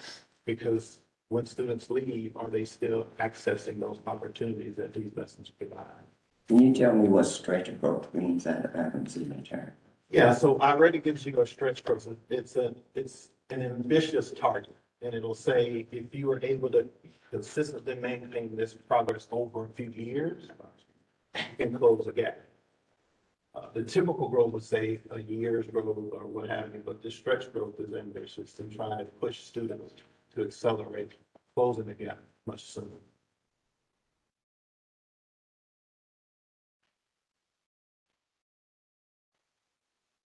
Okay. Yes. So, and I think I just walk you through what happens in the process. So we know where students are, identifying where those opportunities are, giving them the resources that they need in order to close those gaps. Well, the first thing is identification, and the district has done that. Because if you don't know, you can't act and you can't respond. And so now knowing who the students are, having them have lessons, having these small group opportunities, interventionists are involved in identifying that. This is the point where you start to move. And hopefully what you will see is a closing of this gap between where you expect students to be and where they currently are. And that's systemic. That's all of us have to work to do. How does this dovetail with the work on the interim assessments, teaching, reteaching? How do these connect? How does the work that's happening here connect with that? Is this just additive on top of that and sort of runs parallel, or is there something about this that's driving what teachers are doing in the classroom with respect to that teaching and reteaching model? So I think it would be best to have Ms. Bradley speak to it, especially around reteaching. Because they do, like I said before, they've administered not only the iReady diagnostic, but they also administered a interim assessment as well. And so I know she's got feedback from that. Yeah, so the iReady assessment happens 3 times a year. And then the common formative assessments are a response to the instruction that occurred for that grade level and for that time. So it could be 6 weeks. It could be over 4 weeks. It depends on the grade level and the content area. And so at the end of that time, an assessment is taken, and every third, fourth, every student in that grade level takes that exact assessment. They all take the same assessment? They take the same assessment. And we look at certain strands of the standards in those assessments. And then the teachers, these are what they utilize on a regular basis for the POCs, along with exit tickets that may occur at the end of a lesson. And so what we're looking at is zeroing in beyond the iReady, which is a little more high level, to the specific things that have been taught over those weeks. How have the students mastered that content, and then what reteaching needs to happen, or enrichment? Because not all of our students, even though the data, may look as though everybody needs reteaching, there are students who deserve and get enrichment because they've gotten those standards or skills. They're at the point, and so an enrichment time happens where they're able to go a little bit further. So students are broken down into smaller groups, and teachers can either mix the students and work with, if a teacher is better at whatever the standard is, or maybe they have a way to teach it in a way that students more got it, then she would reteach those students for a period of time, and it's a period of time in the day. And that's all in the schedule already. And then they go back. It's not that the whole day is spent reteaching. It is not a whole day. It's, you have a designated There amount is of a time where period. you're reteaching. There's a period of time, because you still have content to teach. So if you teach the You have to reteach keep for a going. period of a day, then you're losing that time for content, very specific content. And so that is what is occurring with the common formative assessments. And I think that in our next quarter, we'll have some discussions around the specific standards that are focused on. We only are going to pull 2 from ELA and 2 from math. Number sense and algebraic expressions, and then around comprehension for reading. Okay. And so we'll have a little bit. So you'll have data on that. On It's kind of where we are specific to that those standards, Yep. the ones that we're pulling out. Yeah. They've gotten some positive feedback from principals around the CFAs at the level of rigor. They were surprised at, right? So it was, here's what we're supposed to know. Here's what kids are supposed to be able to do. And it is not dumbing down. It's a high rigorous bar. So that's what they have to expect in the spring as well. So kudos to the team for doing that. Who builds those CFAs? Are those something? Built by our curriculum team. So they are built with some of the lessons from our current reading and math curricular pieces, but also there are items that the team creates as well, but making certain that the level of rigor is what the children will see when they take iLearn in the spring. Because it does get, you have to keep it at that level instead of what our kids, they may struggle with this or that. What we do though with the teachers is a lot of those types of questions can be used as teaching tools as well. So that students are often exposed to the level of rigor, and so that it does not fall below, because if it does, the students are not, they may be learning, they may be showing progress, but not the right progress, not learning at the right rate, or the rate that will be tested in the spring. I have a question. I understand the low level effort going on into the teaching part, and they asked us, the kids to get that information across to them and to train the teachers to get that information to them. How much effort goes into to the students to showing them, one, why they need to learn, why it benefits them, that other things exist in the world than what they see on a day-to-day basis, and opportunities that they can have, and why it's important to learn. This is real life. My brother was a social worker, had to do a 6-month or a year-long stay out at the Indiana reformatory. And he worked with 11, 12, 13, 14-year-old youths that were in there. And his hardest hurdle that he had in communicating with them of why that's a bad thing to be there was they didn't have an expectation, one, that they were going to live past 16 or 17 years old. They weren't going to be adults. So learning what the other people did, they didn't see the other benefits of life, of that you could be a teacher, that you could be an astronaut, that you could be an accountant, a doctor, a lawyer, anything. They didn't see that in their world. It wasn't part of who they were. So they didn't have any desire to learn. And so, I mean, even though maybe at the schools they were at, they were taught, they were given the opportunities, they went through these processes, it didn't mean anything when it hit their head because it wasn't going to be them. They didn't see anything outside where they were in their world. And that was one of the biggest hurdles that he had in counseling, was to try to, how do you overcome that? And I mean, and so I mean, I guess how much time do we spend with the students showing them that there is something bigger than what they're physically seeing on a day-to-day basis? I mean, sorry. Okay, so a couple of things that come to mind are field trips that we take our students on. We have some anti-violence rallies that have gone on this week. Our social workers work very closely with the school staffs to support, not just around when there are issues of that sort, but also different opportunities. So there are times when different job fairs occur, you know, like, so students are exposed to things that they may not be regularly exposed to on a daily basis in their community. Those are important. Also, just having those relationships with the student at the student to teacher level are important. And then the relationship with parents and families, just getting them to realize that education allows a trajectory. How do you get that to a second grader though? I mean, I know. Well, second graders, to be honest. It's important. We see these things here, they're not learning. They're not seeing that, hey, I have a desire. Yeah, I don't know. I want to be a fireman. I mean, For the little ones, I don't know if it's the desire piece necessarily. I think that over time, there may be some jading that occurs. But a lot of times the elementary students are full of hope and expectation for their future. What you see here is just, like I've been saying, that need for the focus on those foundational skills so that they are prepared for and then can be able to do those different things in life. and possibly that's between 7 and 8, maybe that's what we're seeing is people are actually, they're having a bigger mind. Their mind is growing and saying, hey, maybe there is opportunities. Maybe that's why we are seeing a reversal of some of the actions that are occurring between. Right.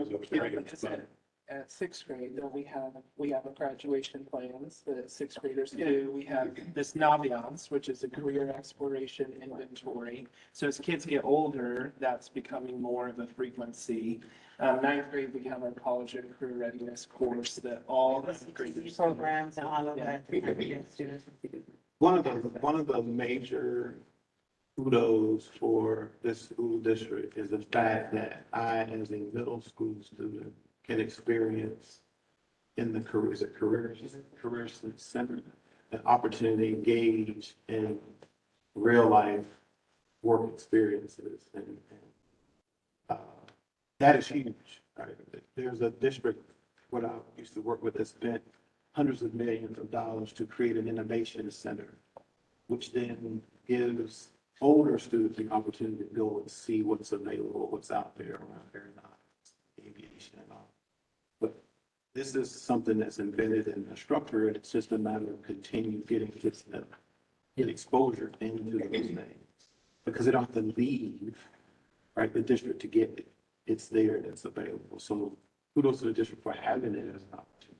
Yeah, and I would just add that, you know, given the critical foundational work that Kim and her team are leading in terms of academic systems and structures, that's all premised on and starts with the culture of achievement. So we're talking about programmatic things, but this idea of a culture of expectations, of having high expectations for our students, that they can achieve those things, that those are real, credible opportunities that exist. Start as before you start on any of the foundational skills. It's that deep belief in students, and so as Kim and her team have worked to build this plan and put the systems and structures in place, and to identify the right leaders, whether they be principals, assistant principals, et cetera. It's that culture of achievement that we are working to instill throughout the education ecosystem in Gary. That is a centerpiece of this, and can you talk about that often as it relates to that level of high expectation that, being an astronaut, being a fireman or firewoman, whatever the case might be, is a real possibility. And this is a place for you to gain the knowledge and skills to be anything you want to be. And so that tone setting, we talk about that often in the Gary way. That tone setting, that culture of achievement, that level of expectation, I think is kind of a hallmark of all of this. So lots of great programmatic things we're talking about, but starts with that overall expectation setting. This is absolutely possible. Our students and our children deserve this, as we've heard and talked about. So just to sort of underscore that point, that's really a centerpiece to. I think something that's really important that we're not talking about goes back to Representative Vernon's parent expectation. They have to be the ones that raise the bar for their children. They're the ones that have to instill those values and say, your life to be better. And it starts there. And I think you guys are doing a great job doing what you can in the school. But ultimately, if the parent doesn't encourage them and doesn't continue, I think that same culture that you're working with the students needs to be transferred to the parents and continue that culture outside of the classroom. And that phase of it, we were migrant workers, and my parents were always, they were the ones that were saying, you can do better, we expect you to do better. And that was a very critical role. And I think as much energy as you're putting into the student needs to be put in with the parents and encourage those children to reach beyond. Yeah, you bring up a point that I think many schools forget when we're dealing with children living in poverty. And we have 3 domains. When we talk about, as a layman, we call it spirit, mind, and body. But academically, we call it affective domain, cognitive domain, and psychomotor domain. And they're all connected together. And the problem is, often I'm saying you have to do this, where students are not achieving, children of color as well as children living in poverty. You've got to get into the affective domain. We deal with the cognitive domain. We have all this instructional programs go on. We dealing with the behaviors. We get with psychomotor behavior. We neglect the affective domain. And that's why people need to be exposed to the research by William Herpy, where he talks about that affective domain, the values, what the children have. My generation came, we were the children of the first generation of people who were not slaves. Okay. And those slave persons that transferred there to the children, the value of education was something they couldn't have. And they wanted it, so our parents, even though they had 2nd and 3rd grade, my mother was atypical, but my father had a 3rd grade education. And that value has been lost. What America had was that bootstrap approach of pulling yourself up has been lost. And we've got to spend time with the affected domain, changing their values, even if it's just on a sporadic basis where somebody's coming into the classroom and you plan, you're gonna be my next astronaut, you're gonna be my, just there's methodology out there. There's all kinds of writing about the affected domain. And we don't put time into it because teachers are saying, I've done workshop. We don't have time to do this. Well, you do have time. If you spend time doing that, you're gonna get more. It's, if fruit trees gotta be pruned, then you gotta prune kids. And you gotta take some time to do it in order for you to get the long-term results. When he's talking about that stretch, thanks for educating me. You're gonna get the long-term results if you get into that. And it goes back to what you said, that the parents are responsible for doing that. But if you don't build partnerships, everybody's got a role. But the teacher has a role to do that too. The principals have a role to do it. Everybody has a role to do that.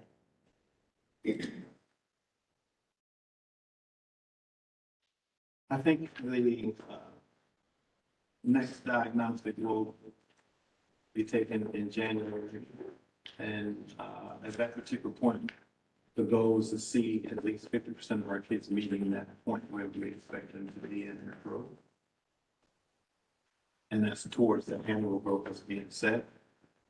But along the way, there's still measures that are being taken to see what the progress actually is. And so through an interim assessments, through walkthroughs, through all these different actions, hopefully the information that we get in January, that we report out in February, can say that those were the actions that led to the increases. And if it doesn't, then we have to go back and look at our actions to determine what do we need to adjust in order to get back on track.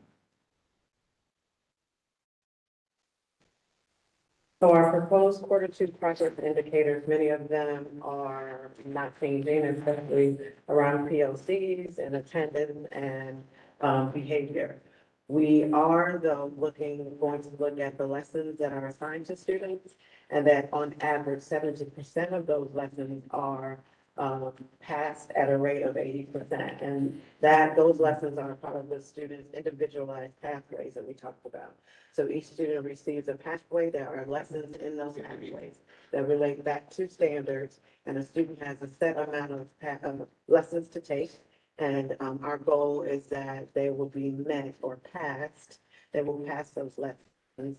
70% of those lessons are passed, so that you are aware that the children are moving along that continuum. We are going to continue implementing the walkthroughs with the feedback, and of course, completing all of the formal assessment and evaluation that is heard as well. And so those are some of the data that we will bring back after. I know we're shooting on clock. I appreciate this opportunity.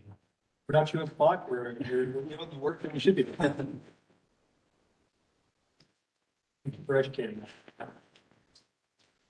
Well, we look forward to, we appreciate the work that everyone has done to this point. We look forward to continuing and success that hopefully will follow as we continue to lay that groundwork. So thank you. Right. Ms. Wolverton, we're back to you. Your first time up on deck today. Consideration of the 2023 Gary Community School Corporation budget. For those, I think everyone's aware, and certainly Mr. Bennett would be aware, the school corporation has to adopt a budget annually, and so this is something, as part of that process, we as a board need to approve that budget to allow you to move forward to submit it to the state. So I'll go through it. The booklet that I made is the exact same as the agenda package that you received earlier. So the first page is just our Form 3, our notice to taxpayers, our advertisement for the 2023 budget. We did have our public hearing on Friday, October 7th. And then tonight, given your approval, we will have our public adoption this evening at the website at 5 p.m. This advertisement just shows, this is again just for our levied funds and our education fund. So our referendum, debt service, education and operations, we're requesting approximately $82,772,354 in appropriations for 2023. On our next page, these are some analysis that I kind of put together. The rest are basically the forms that are required to submit for the DLGF, so we can all feel free to answer any questions on those. But I want to dive into what our actual budget submission comparisons have been year over year. So this year, we're pretty much right on track for our debt service. It's an in and out, so the amount that we're requesting is more than appropriate to pay for all of our long-term debt in 2023, which is approximately $15 million. And then in our education fund, we are requesting additional appropriations for $37 million. That is a pretty significant jump from last year. But you'll notice that the year before in 2021 is about $35 million. So most of that has to do with your cash on hand balance. As you know, the budget process is about an 18-month cycle. So it takes into account what you have on your year-end balances, and then that affects your appropriations for the next year. So we did have more cash on hand that year, so we had less appropriations in 2022, but now this year we are back on track for asking for that larger amount. Same for operations. You'll see some significant changes in the operation fund, as you well know. This fund has been in a deficit for quite some time. So for the last couple of years, we've been slowly making that account whole. So when we started the process in 2021 or so, we had probably a $9 million deficit balance.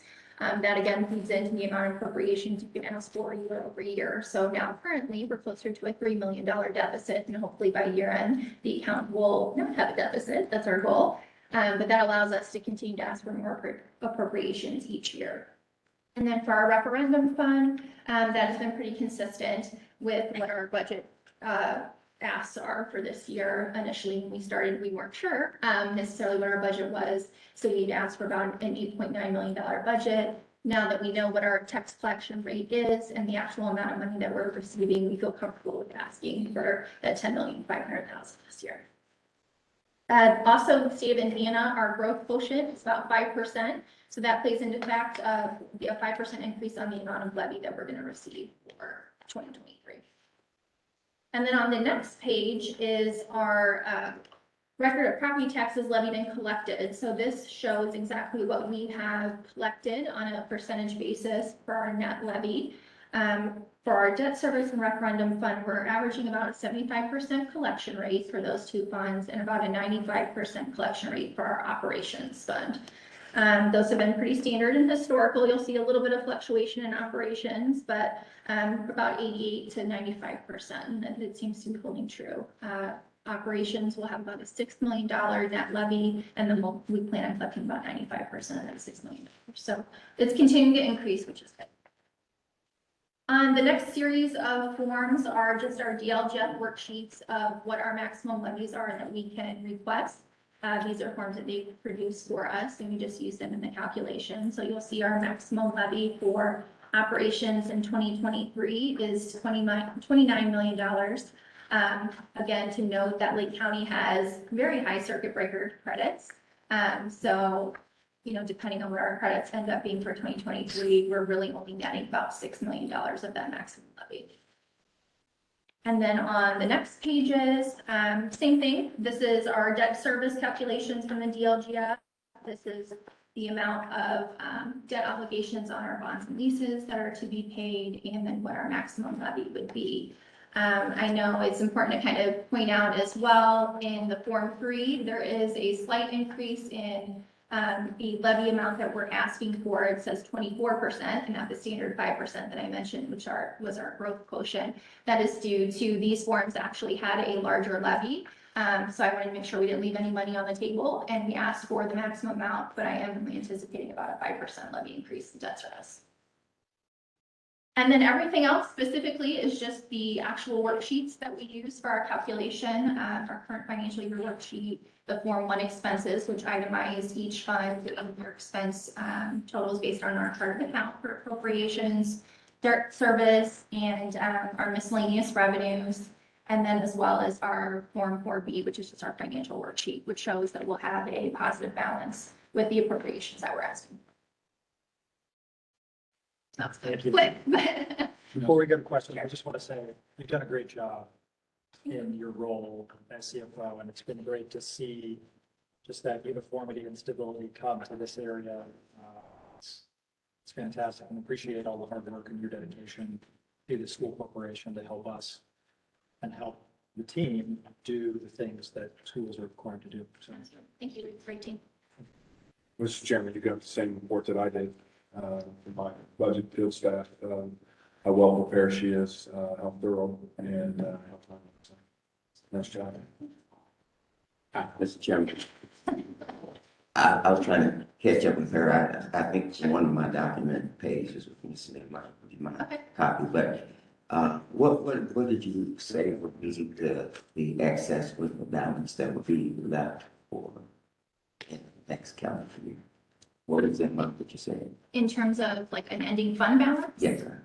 You can actually find the estimated ending fund balances on the Form 4 worksheets. They're just estimates, and that's really just based on if we actually receive the amount of revenue that we're anticipating. I mean, those numbers really could fluctuate. They're approximate figures, but we will have a healthy balance or a surplus balance in each one of those funds based on the appropriations we're requesting. Okay, and the reason I asked that question is because I'm looking for new hopes of the transition back. Just also deserve like there. I think our chairman, Justin, had asked some questions about that for the future. And we certainly don't want to be starting at square one. Absolutely. Once the transition occurs. And these are built in, I'm sorry. No. These assumptions are built in with us getting to the point where our operations fund is at a, a surplus balance. So we can start moving forward towards a rainy day fund and meeting those cash reserves. Also contractually that MGT has as well. So there are some mechanisms that we have that are built into this budget, as well as additional fund transfers and audit cleanup type items and things that we have that will make sure that we're going to leave the school in a fiscally responsible position. Okay, do you see in this budget, do you see us even, because we don't know this projection, whether we will have a shortfall, do you see us having a positive operational balance? Yes, that is.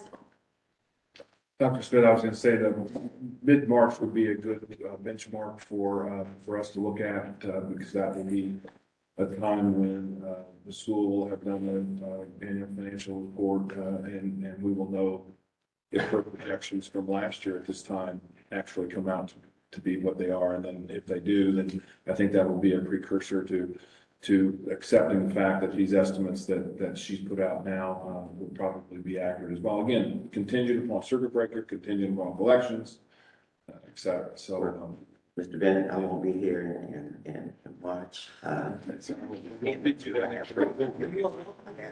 Great trust in you and great that you will monitor that board. we will. Okay, thank you. Thank you. Mr. Joyce. Yes, you had a public meeting on October 7th, correct? Yes, we did. Could you share with me the public input from that meeting? Absolutely. So I believe there were 3 people in attendance.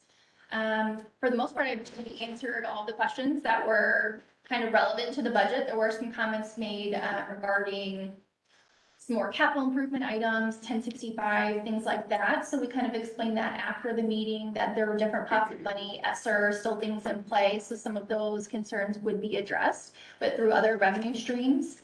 And I think that's just something, an educational piece with the budget and the different pots of money. I think sometimes it can be very confusing which funds are used for what uses. But I do think that for the most part, all the questions that were answered during public comment were satisfied that day. And that was clarification, the budget for the $82,770,000 correct? What kind of tax rate will that translate in your estimation as to the final tax rate? For the final tax rate, I don't know that I have that off the top of my head, but I can share that information. I do have the calculations. Yeah, I'm curious of how, what your estimate of the tax rate will compare to what it actually turned out to be this year. Yeah, we can share that. Thank you. Other questions regarding the budget? Mr. Bennett, we trust your team. We'll take it from here. Thank you, Mr. Chairman. I would move that we accept this budget as drafted. Motion and a second. Any discussion on the motion? All right, hearing none. All those in favor say aye. Aye. Aye. All those opposed, nay. Motion is adopted. All right, up next, we have authorizations by the DUAB Executive Director. There are 4 contracts that have been approved since our last meeting that are under the threshold that we have delegated. Mr. Miller? So we've got 4 contracts listed. 2 of them, first 2 were funded through Title I, and the second 2 were funded through ESSER 3. We'll just run through those. First was for indoor signage, vendor space age marketing. You talked before about improving culture. This is a direct input into that to have some indoor signage at all the school buildings promoting positive messages to improve the culture. I'd note that they did put this out to bid, but only got 1 response, but it was a local business providing what was asked for at a reasonable cost. And the total contract there was $42,025. Second was kid stuff. You've heard that vendor before. We've talked about some playground equipment that they've done at several schools, and so they also do outdoor benches and tables. And this will be at all 10 buildings. I think I've got 56 benches and 30 tables for this cost of $104,310. Again, both those two were through Title I. Third contract is with Target. You've also heard that vendor before. They're the ones that are putting in the flooring at the large auditorium at Westside. And it turns out they're going to do the small auditorium flooring as well. Final cost for that was $50,000. I'm sorry, $50,495. And the latest ESSER plan, which you approved back in July, that was under the flooring ladder. And then lastly, there is a contract for SEL curriculum. SEL is social and emotional learning. They did put these out to bid as well. And although collaborative platform wasn't the lowest bid, they had done some student surveys just to identify what their specific needs are, and the product offering there was much more tailored to their needs. Final cost there was $55,250. On the playground equipment, your timeline goes from October to December of this year. Why are we installed? So to be clear, is this the benches and the Yes, tables? Yes. yes. Why are we doing this at this time of the year, right before winter? I don't know if there's can you answer your question again? I'm not sure. Yeah, I'm wondering about the timeline of putting in outdoor equipment, tables and so forth at this time of the year. Yeah, I can answer that. Representative Smith, a lot of it has to do with supply and demand timeline of materials when they're available. I would have loved for them to have been installed in the summer or in the spring or in the fall. But that's when they're set to arrive. As you know, a lot of the things before the board has taken a long time to arrive. And that's when they are set to arrive. Okay, would this be something that you might want to delay and have installation in the spring, or why are we installing in the winter months? Well, these are portable benches, portable tables. So it's not like that we're setting them, permanently. These are very heavy duty items. And, we want to get them in when they're in. I think the further we delay, vendors raise prices, vendors aren't just going to store it forever. And that's honestly when the items are going to become available. But you see, they're here and installed like they're installed, not. Yes, they're going to deliver them on site, put them together. But that's really the timeline in which, they were available. So they're movable then? They are, but they're very heavy duty. If you go to a park and you see a powder coated steel picnic. Yeah, I looked at the pictures, I know they heavy duty. Those, you would need Mr. Joyce and Mr. Bennett and I to move them on. They're that heavy, so. We use forklift. I probably confused the matter of mentioning that they've done playground as well, but this is not where we're pouring concrete or anything like that. This is movable. Other questions? All right, thank you. Sorry, thank you. All right, up next, we have consideration of the MGT contract benchmarks for 2020 and 2022. Well, actually, this is just for. Was a motion made, Dylan? It just says. We don't need a motion. It's the authorization to do it. So these are within the $250,000 threshold that we established by policy. That's it. I got you. So we have a series of benchmarks from the prior contract. Mr. Miller, walk us through this. So in continuation of the discussion we had from last meeting, I tried to color code this for you on the board. The ones that we dealt with last meeting were in yellow, the ones that we're dealing with today are in blue. There are 6 benchmarks. Again, these are connected from the prior contract from the 2021-22 school year. Well, this runs through those 6 benchmarks. The first was for standing committees. The requirement was to have a curriculum and technology and a food services committee, and that those groups met 4 times throughout the year, and that documentation was provided to my satisfaction that I would recommend that be occurred. The second one was for public seminars. And here there were 4 different sessions held on Title I, on grants, on school finance and school law. And those are kind of held one during the day for school corporation staff and then one in the evening for the community. And those days the documentation was also provided. Next one is, those 2 were under engagement. The next 2 were under operations. The first was one-to-one technology. If you recall, the most recent contract was negotiated back in 2020. We'll go over the city, so if there's concern about remote construction and making sure we had one-to-one technology available. So that's why we had a benchmark around that. And there was documentation provided regarding the platform, regarding training that was held, as well as the use of a helpline. Second one under operations is connectivity, and the documentation showed that it was a 99.9% uptime, so that far exceeds the benchmark that was anticipated by the benchmark.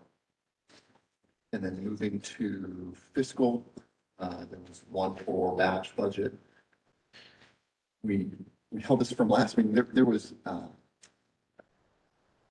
the contract says we base this on Form 9, and so that information was provided. But then also the contract seemed to be anticipating that was done in the fiscal year, and so the initial information that was provided was under a school year. So I pulled the Form 9 for the period July of 2021 to June 22nd.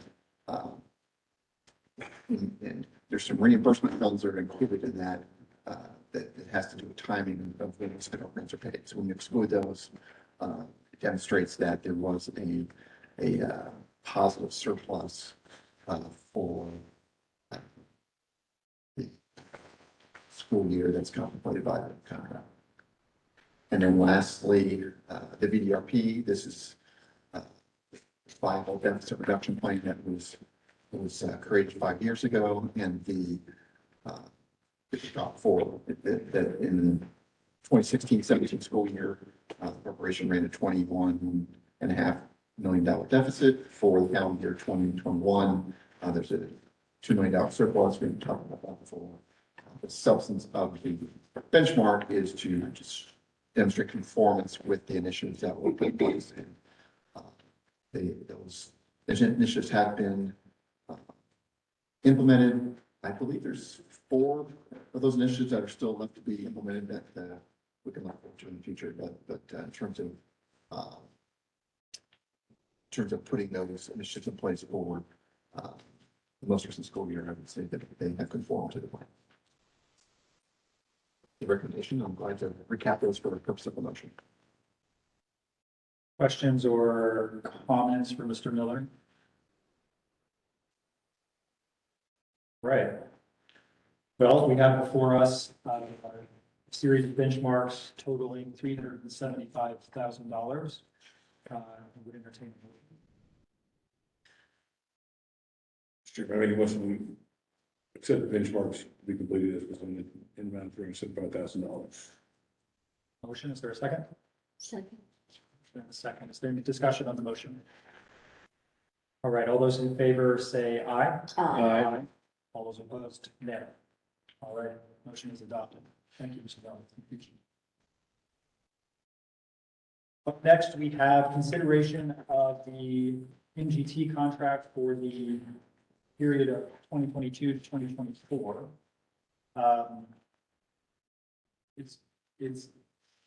This, you recall, we started this process back in May, and this board approved rehiring MGT for the next 2 years, really anticipating that we are on the downward slope of this engagement. And because of the progress that has been made fiscally and operationally, the school corporation is on a path towards what we hope will be the end of distressed unit status and return to some form of alternative control. As you remember, that's not a process that we really define. The law does provide us the ability to terminate distress status, but that presumes that there is a governing body to whom we can return control. And at this time, the legislature has not defined a governing body for Gary Community Schools. The prior school board has been transformed into an advisory role only, and has not been, it has not been set up in such a way that we have a body to return that control to. And so that is a process, that is a question that will have to be answered by the legislature, hopefully this coming legislative session. It will ultimately be their call and their determination, but hopefully through that process, we will be able to arrive at a new governing body for Gary Community Schools, and that will provide us with someone to return the district to at the end of distress status. So this contract is, as we approved, or as this board approved, a 2-year contract that we think conforms to the time period that we think would be reasonable to anticipate the legislature will provide to be able to transition from DUAB oversight to that next governing body. In addition to a 2-year contract, you've all had the contract for several days now, and of course we will take questions on that, but I'll highlight just a few aspects of the contract that I think are notable before we move to discussion of the contract. Number one, as we've talked about over the last year to 2 years, the contract focuses heavily on academics. And so you'll see that this contract reflects a number of initiatives and a number of things to enable or incentivize MGT to make an even greater push on academics than they have to this point. 61% of the $2.3 million in benchmarks provided in the contract are tied to academic achievements, and particularly around state achievement scores, graduation rate, and similar metrics. In addition, for academics, as we've become acquainted, Mr. Andre Wright is now become an important part of this project. He is a full-time leader in this project and engaged to help continue to accelerate the effort that's already been begun by Dr. McNulty and Ms. Bradley and others towards moving the academic needle for Gary Community Schools. We really think of his engagement as one that is supplemental, one that really helps build the capacity in a situation where we are facing really a number of challenges, I think, as we discussed today. It's a unique district with unique challenges, and that requires a unique solution. And Mr. Wright brings expertise and capability to this project that I think we will all benefit from. The other part of this contract is it focuses on financial sustainability. At the end of the contract, our hope is that the district will continue upon the path that it has been on to this point under MGT's leadership. And it sets some very specific benchmarks around reserve levels for the district, otherwise known as the sort of savings account for the district, the rainy day fund, the money that the district would have access to meet unforeseen challenges, and also metrics around sort of the annual surplus that we would like to see them target as we reach the end of this engagement. All with an eye towards placing this district on firm financial footing to be able to meet the challenges that may be ahead as a new set of leaders hopefully will take control of this district in the future. The other thing that this contract does, and it's not necessarily a new aspect, but we've emphasized it in a new way, has to do with public forums. And in fact, there is one tonight being held tonight. We've restructured the public forum process really in answer to calls from the community for more opportunities to provide input and to engage with the leaders of the district and the leaders of MGT, their school corporation. And so these public forums, we've structured them such that there will be roughly monthly public forums during the school year that will allow members of the community to come, not only hear updates about the district, help provide feedback to the leaders in the district in the form of public comments, similar to what has been provided at the times when DUAB has held meetings in the community as well. And our hope is that that is supplemental to the efforts that DUAB makes in holding those meetings, and will continue to provide opportunities for engagement and feedback from the community. Lastly, as I began this conversation, the contract anticipates actions by the legislature moving us towards that next governing body. It does not presume a particular path, as that has to be defined by the legislature, but it puts in place mechanisms that will allow us to adapt and prepare for whatever they may put in place, and creates a framework to address that through the contract with MGT and in partnership with MGT to move the school corporation towards that next chapter in its future. So with that, I'll stop talking and take questions. Chairman? Yes.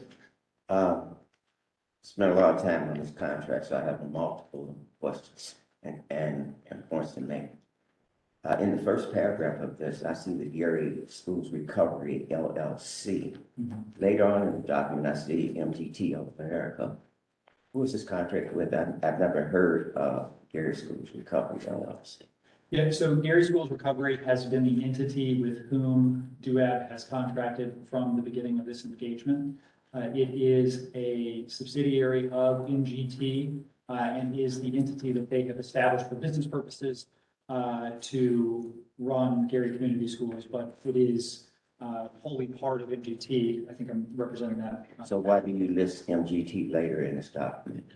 There are particular provisions where it's necessary to reference MGT in particular, but in general, the contract is with MGT through Gary Schools Recovery.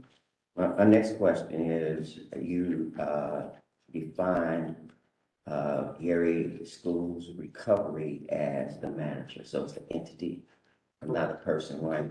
But later on in this document, I see he and slash she, like it's a person.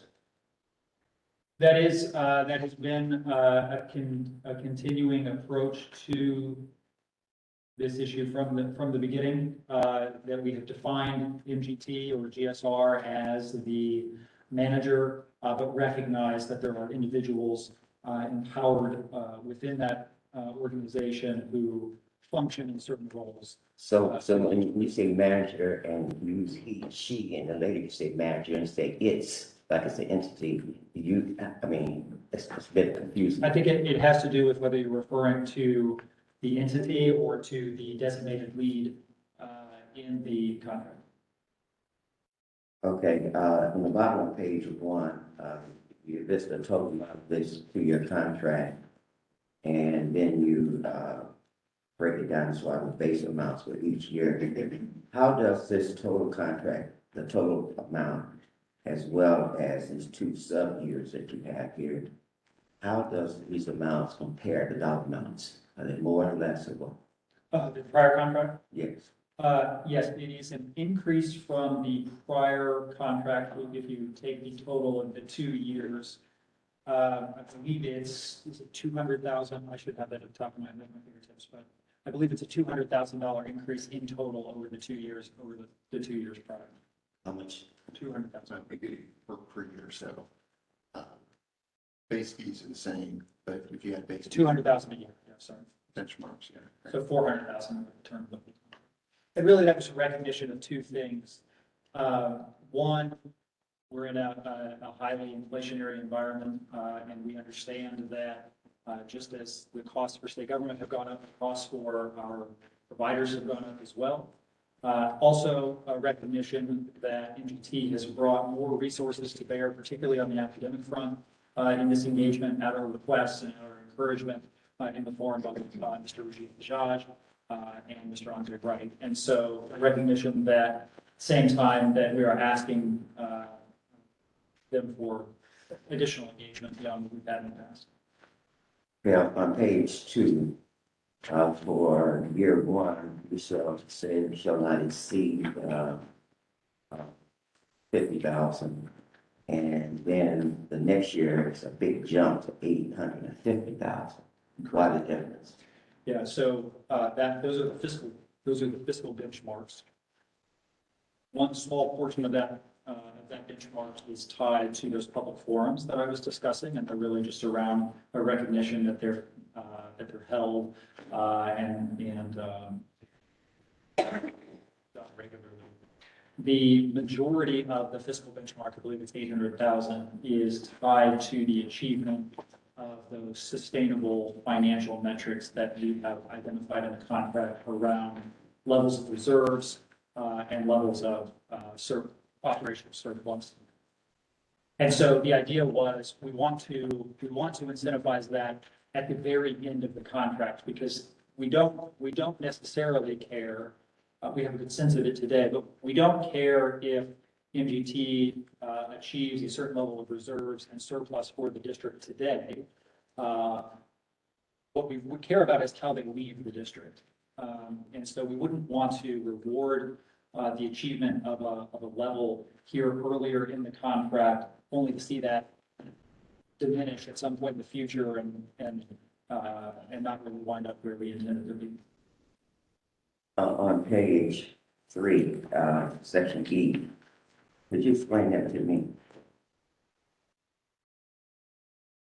This is a provision that's been in the contract from the very beginning. It's just intended to, I believe, it reflects boilerplate language that the state has in all of its contracts that provides for exceptional circumstances.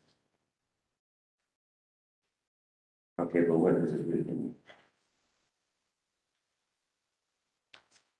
You're saying that it means they that hire consultants, the state pays it? if they are to engage additional contractors or consultants or subcontractors on this contract, the state will not pay for those unless that is otherwise received prior authorization.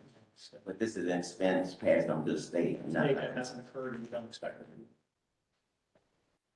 On page number 4, it said the manager binds its successors.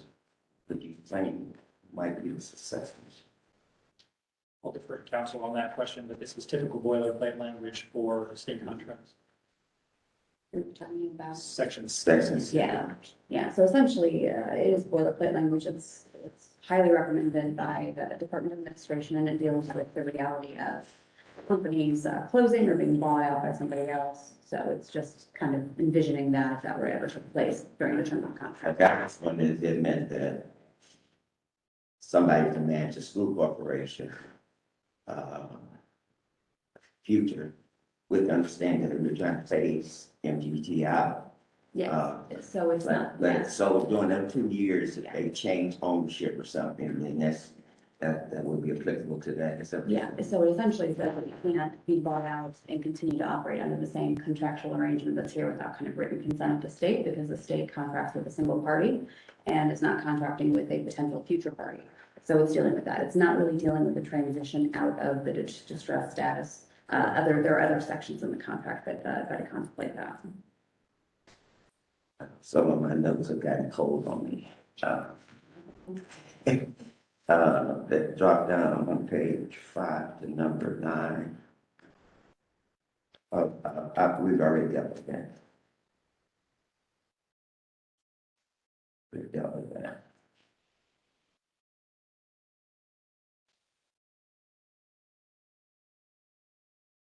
On page 7, section B, it's talking about phase in and phase out services for up to 60 days. Who pays for this, or is it paid or not? Was it part of the contract already? Specifically, the continuity of service provision talks about the end of a term that's there, and it's typically with whoever is contractually connected to there. So in this case, it would be the state. There's a couple provisions that were added, a couple of lines word that were added in addition to the boilerplate. It just really kind of ensures that nothing is immediately turned off. And any work that is done during the requested in writing phase in, phase out services, there's a reasonable consideration that will be paid for any services provided during that time. It's almost like an apartment lease that's month to month, and you want to give notice that you have an extra certain number of days in between, like a cushion period. So, Is this to ensure a smooth transition? yeah, it's to ensure that, again, like a switch isn't turned off and then they're out. I understand the intent. I was just trying to decide, to understand, is this included in the contract amount, or would they get additional dollars? It would be something that is negotiated further, because it is contemplated for after the term of the contract, so it would not be considered as a part of the consideration within the contract. I have a general question to ask, depending on what the legislature does about phasing the transition. Do we have any language in here that says that MGT must cooperate with this process? Is that in here? The legislative process? Yes.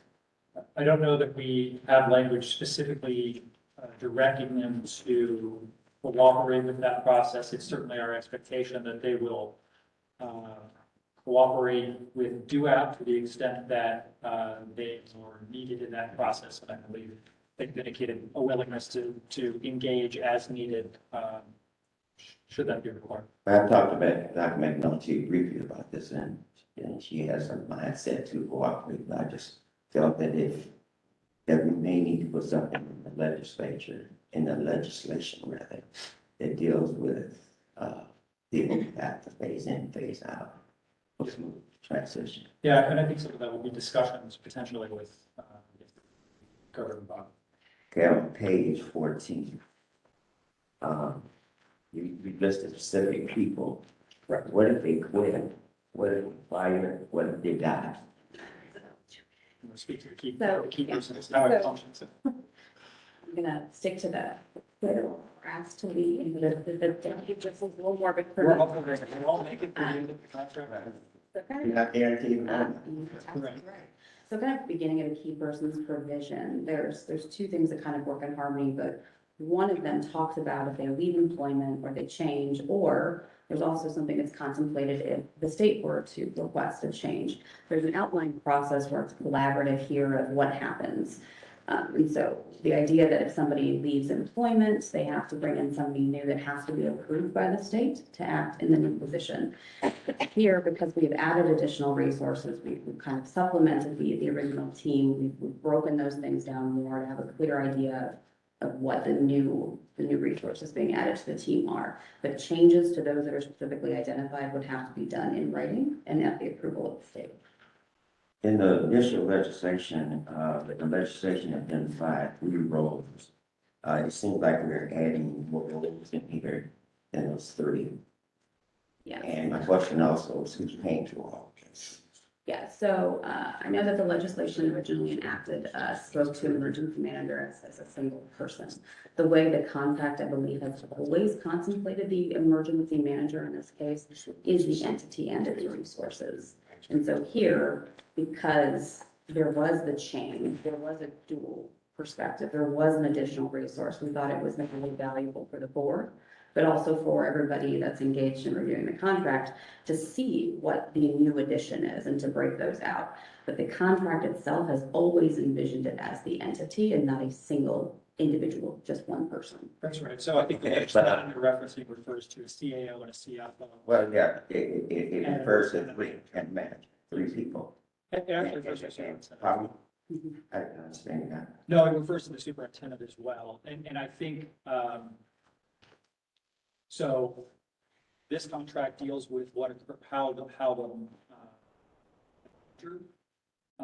the CFO, sitting here, before us, those are school employees. So they do not work for the manager directly. They are overseen by the manager as under the manager's direction and control.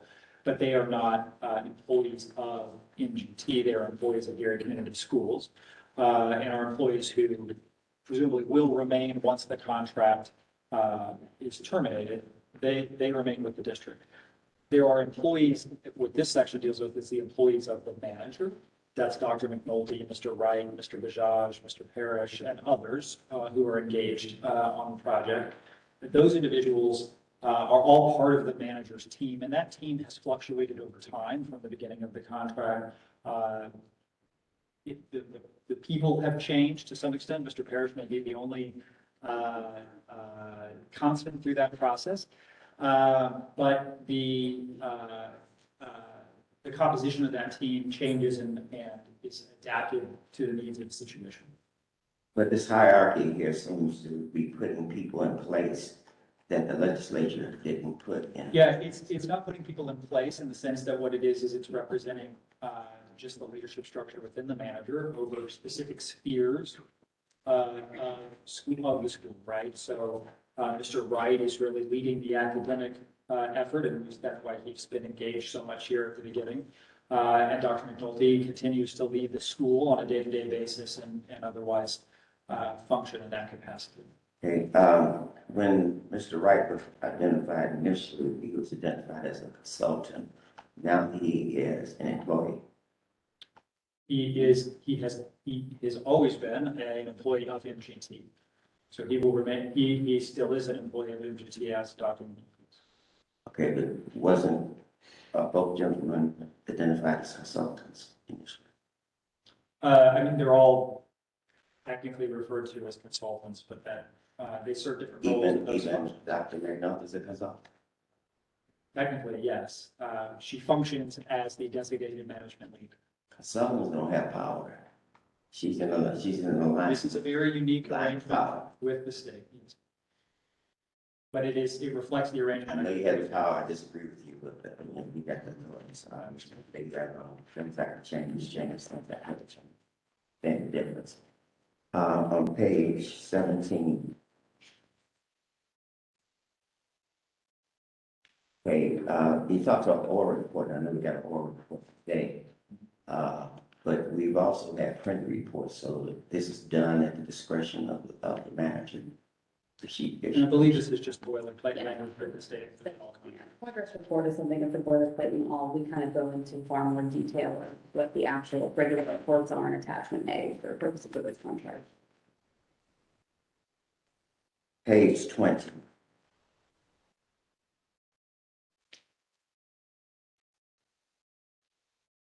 It talks about the manager. Now, this is speaking as a person, or you talking about the entity? That's the entity. Okay. And if they have achieved tier 2 of this academic this month, could you explain this section to me? What does it say? Yeah, so this is a new section, although the concept is not new, the organization of this section is new. It deals with, it's intended to lay out in clarity and detail how the manager is compensated in the event that the contract is terminated. And the contract contemplates several different scenarios for how this contract could come to be terminated, ranging from the state decides to terminate the contract for convenience to the manager terminates, the manager terminates the contract because the state has failed to live up to its obligations, or, could include things like force majeure events, acts of God, those kinds of things that make performance impossible. And legislation by the General Assembly. This contract does and always has contemplated the notion that the General Assembly is the ultimate decider of what emergency management status looks like and should entail. And so it contemplates that should the legislature make changes in the legislation, that change the bargain, so to speak, that MGT thought it was entering into, or that the state was entering into, provides for an opportunity for the parties to exit the agreement mutually. What this section does is lay out in detail how the manager is paid or compensated for items that are articulated in the contract in those various scenarios. And the reason for that is, and it largely falls along the line of whether, a fault, right? So if it's the fault of the state, if the state is deciding to walk away from the contract for convenience reasons or as a change of direction, generally the manager is going to be paid the benefit of their bargain in that case. If the state is walking away because the manager hasn't lived up to its obligations, then the state will meet its obligations up through the time of performance, but generally won't be compensating the manager after that. Similarly, it works in the opposite direction, where if the manager has to walk away for particular reasons, it depends on whether that's through some fault of theirs or fault of the state, or for a mutually agreed upon reason.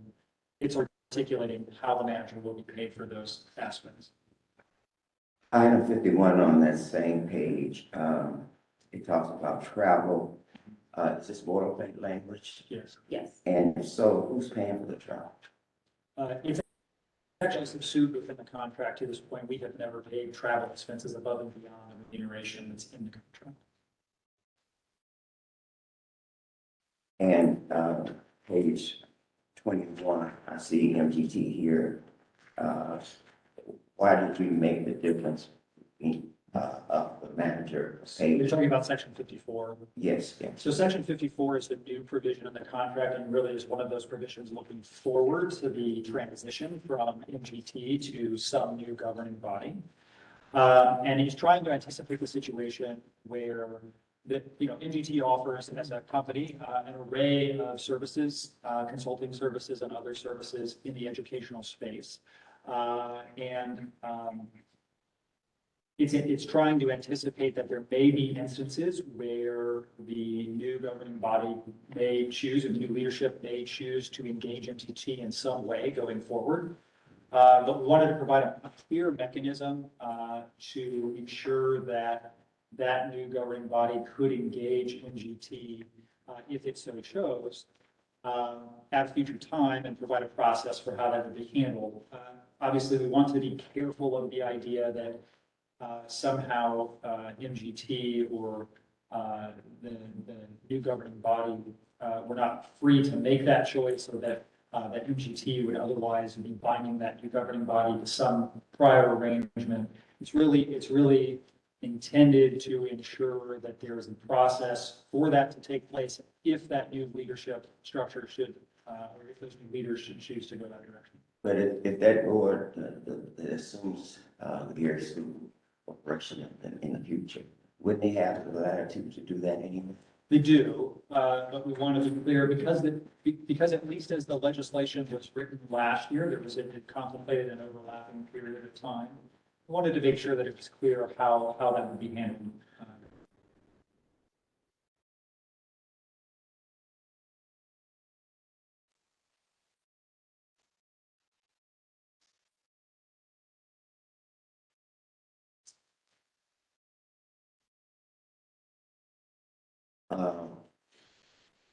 And on page 27, you are identifying, you're mentioning the people that are part of the legislation. Where's the academic lead person here for staff? These are the school level principles as defined in the statute. So it's just articulating how those statutory obligations are to be met. This is really long-standing language that's been in the contract since 2017.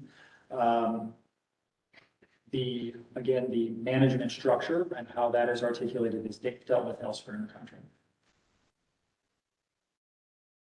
Okay, at the bottom of page 27, it says a regular basis. Now, I think somewhere else in it says once a month. Is that correct? Tell me where. So you're talking about a regular basis, providing information on a regular basis for parents? And it actually continues on to the top of page 8 with regards to, is it the advisory board? No. No. This condition. Shall supervise and. This is talking about providing information to parents on a regular basis. I think that's a regular updates and the one that's on a monthly basis. It's at the bottom of 24, 27. I think it's the one from, so that was the one that we sent out earlier in the week, and this is the one that was included, I think, right there. So this So it's is, been a change. there's very like small changes and they're reflected in here, but I was just directing him to where it continued to the next page for it. Yeah, I think that's just speaking to the updates provided, which stem from the legislation, updates by the manager to the fiscal management board,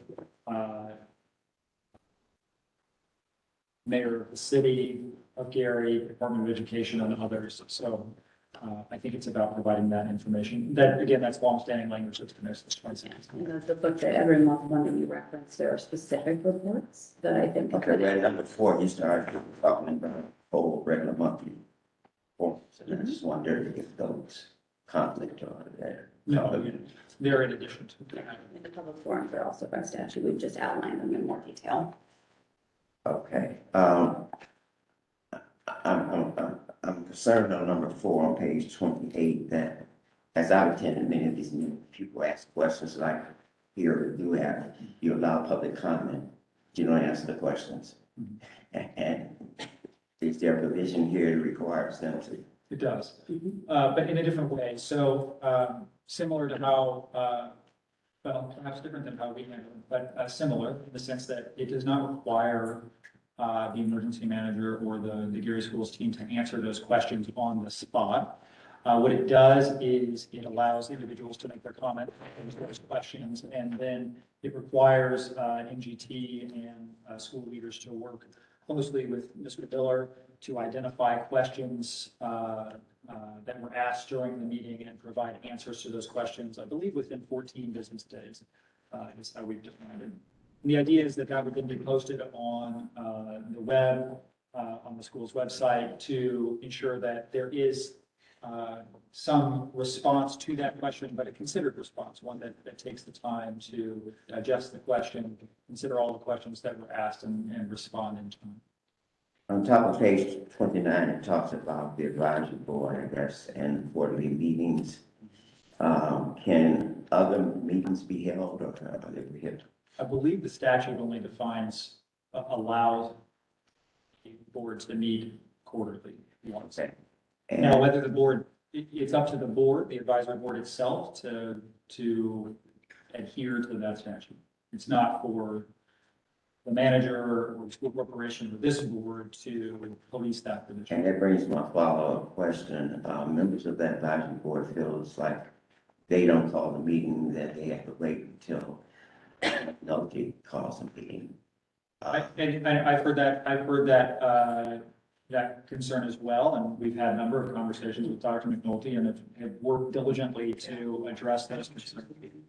A lot of times it has to do with scheduling a room at a time, and in a location that will accommodate the meeting. And also Dr. McNulty and her team's availability. We don't expect them to drop everything on the spot if they already have plans, so finding a time that's amenable to everybody. So, bottom line, who calls a meeting? The advisory board itself. And so when they call it, and they say they're not ready, then they can't have it. Well, they can, it's just, if you want to, if you want to get the most out of it, just as when we schedule these meetings, it's helpful to work with the calendars of those who you expect to speak with. You said that you've heard that before, that they come from advisory board members. Yeah, it came from Mr. Robert Bone. He and I have talked about that, and so has Mr. Miller, several times. On page 32, could you explain these increases in performance increases of 10%, 80%, and 88%? Yeah, so essentially what the. Because when I look further in there, it's looking at 2%, 7%, smaller numbers. Yeah, so this was more meant to give the example and to define what it means to increase by a specific percentage versus percentage points. So you'll see different uses of just a flat percentage amount or the term percentage points. and then showing an example of what that means to say percentage points versus percentage increase. And so it's literally just a definition with an example being given to show what that looks like. And then the actual percentages of how they're broken down, you'll see in the marks, whether it's percentage points or another one, it's an actual percentage. So it's just defining that. Okay, could you explain to me what's the difference between a percentage point and a percentage? Because I'm looking at these figures, and 2% increase seems very minimal. So it's gonna, just like it's kind of outlined in the example here, just mathematically, if you have a desired percentage increase, you're gonna take your base amount that's there, and then you're gonna add 10% to it. Whereas if we know that passage rate is 60%, for instance, and you want to increase by 2 percentage points, it's not a percent of that base amount that you're increasing, I'm just adding 2 to 60%. So it goes from 60 to 62, if that makes sense. So, no, see that. I went to law school. Let's say we got 50% and we want a 10% increase. Right. Does that mean 55? Or does that mean 60? Right? Does that mean we multiply or do we add? That's what we're trying to do. 5% would be of the original number, Well, right? right, Base number. yeah, 10% of the 50 or moving it from 50, 10 points to 60. That's what this is, explain the difference between the two. I think we found it more helpful in some cases to define that as a percentage point increase. We want to go from 50 to 60, and it was easier to articulate that as increased by 10 percentage points rather than a. So in essence, I'm on page 33 now. In essence, what kind of growth is that? What percent growth is that? Yeah, I learned that. I know, but I don't have it on my fingertips, but. I mean, if I'm doing rough numbers from what I recall, last time, I believe we were around 8% proficiency for ELA. So a 2 percentage point increase is a 25% increase. 25% of 4% that. is a 50% increase. So it would not be 10%, up to 10%? Well, it would be going from, if you look at tier 1, which says increase by 2 percentage points, a 25% increase would take you to 10%. Okay. Aren't these very modest? And why, if they're so modest, so minimal, why are we paying, and they're paid to do the fiscal operations, and they're paid to do the academic operation? Isn't that part of the contract if you're just gonna increase by 2% or 2 percentage points, as you're calling them? Isn't that very minimal? Wouldn't that be in the contract? Why would that be a benchmark where you would pay them to do what they're already paid to do? Yeah, so I think you need to flip that around. So it's not that we are paying them more to achieve this. It's really that to obtain the level of compensation that they would like to obtain, they have to hit certain benchmarks to get there. And if they don't hit those benchmarks, of course, academics and finances and operations and running all of the school is part of their job. But if at the end of the day that doesn't yield certain results, then they don't earn part of their pay, essentially. Okay. Your question about where they are now. So in 2022, the benchmark for ILR and ELA was 22.9%. So we're saying 2 percentage points. So we're saying they get to tier 1 if they went to 24.9%. So for math, the number of students who were approaching proficiency above was 12.2. So we're saying to get to tier 1, they have to go to 14.2. Okay, but when, and you may have to correct me. This is a new way of putting percentages for me. Okay.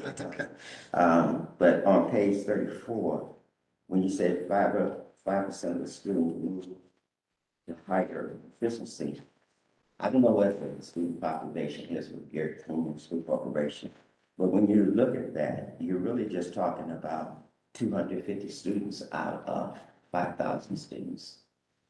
So I want to address your comment about whether these are modest or in setting these levels. We spent a lot of time, and I say we, Mr. Miller, worked with individuals at DOE, individuals from the school corporation, and individuals from MGC to look at the historical data on each of these metrics that we have available to determine what was realistic. And so I don't think anyone would say that if you achieve this, we are done, or that we would be satisfied with where we have gotten. But I think what is important is that these are an attempt to look at what is reasonably achievable in the time frame that is available. And, you know, we're only talking about 1 and 2 years of time, and that is not very much time to move what is otherwise a very complex and difficult situation. And so these metrics have been set with that historical eye in place and stratified across 3 tiers. Yeah, but normally, Really, so let me finish, to represent sort of 3 things. You know, sort of the initial tier is sort of the baseline of reasonableness, sort of this is what we would expect you to be able to achieve at minimum. The next tier is you know, a little bit of a stretch beyond that, and the highest tier is probably more of a reach, and is, you know, so the odds of achieving any of those go down probably substantially as you move from one tier to the next, and that's why the compensation increases as you do that. The idea being also that it's not as if MGT or the school can specifically calibrate, we're going to hit 2% growth, or we're gonna get 2.5% growth. You know, you're going to take a series of actions, and they are taking a series of actions and implementing a broad strategic academic plan to push student achievement forward.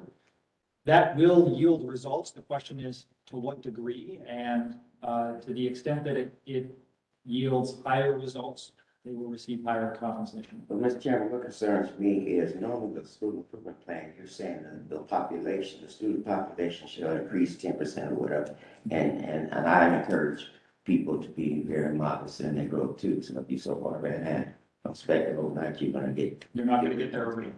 But the way you got this figure, it says 5% of the students.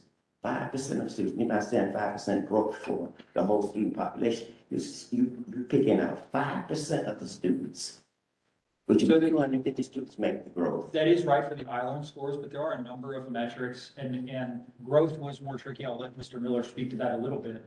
And we spent a lot of time with the Department of Education trying to identify an appropriate growth metric that we could attach. I was welcome being on the receiving side, a contract like this that identifies 5% of the students.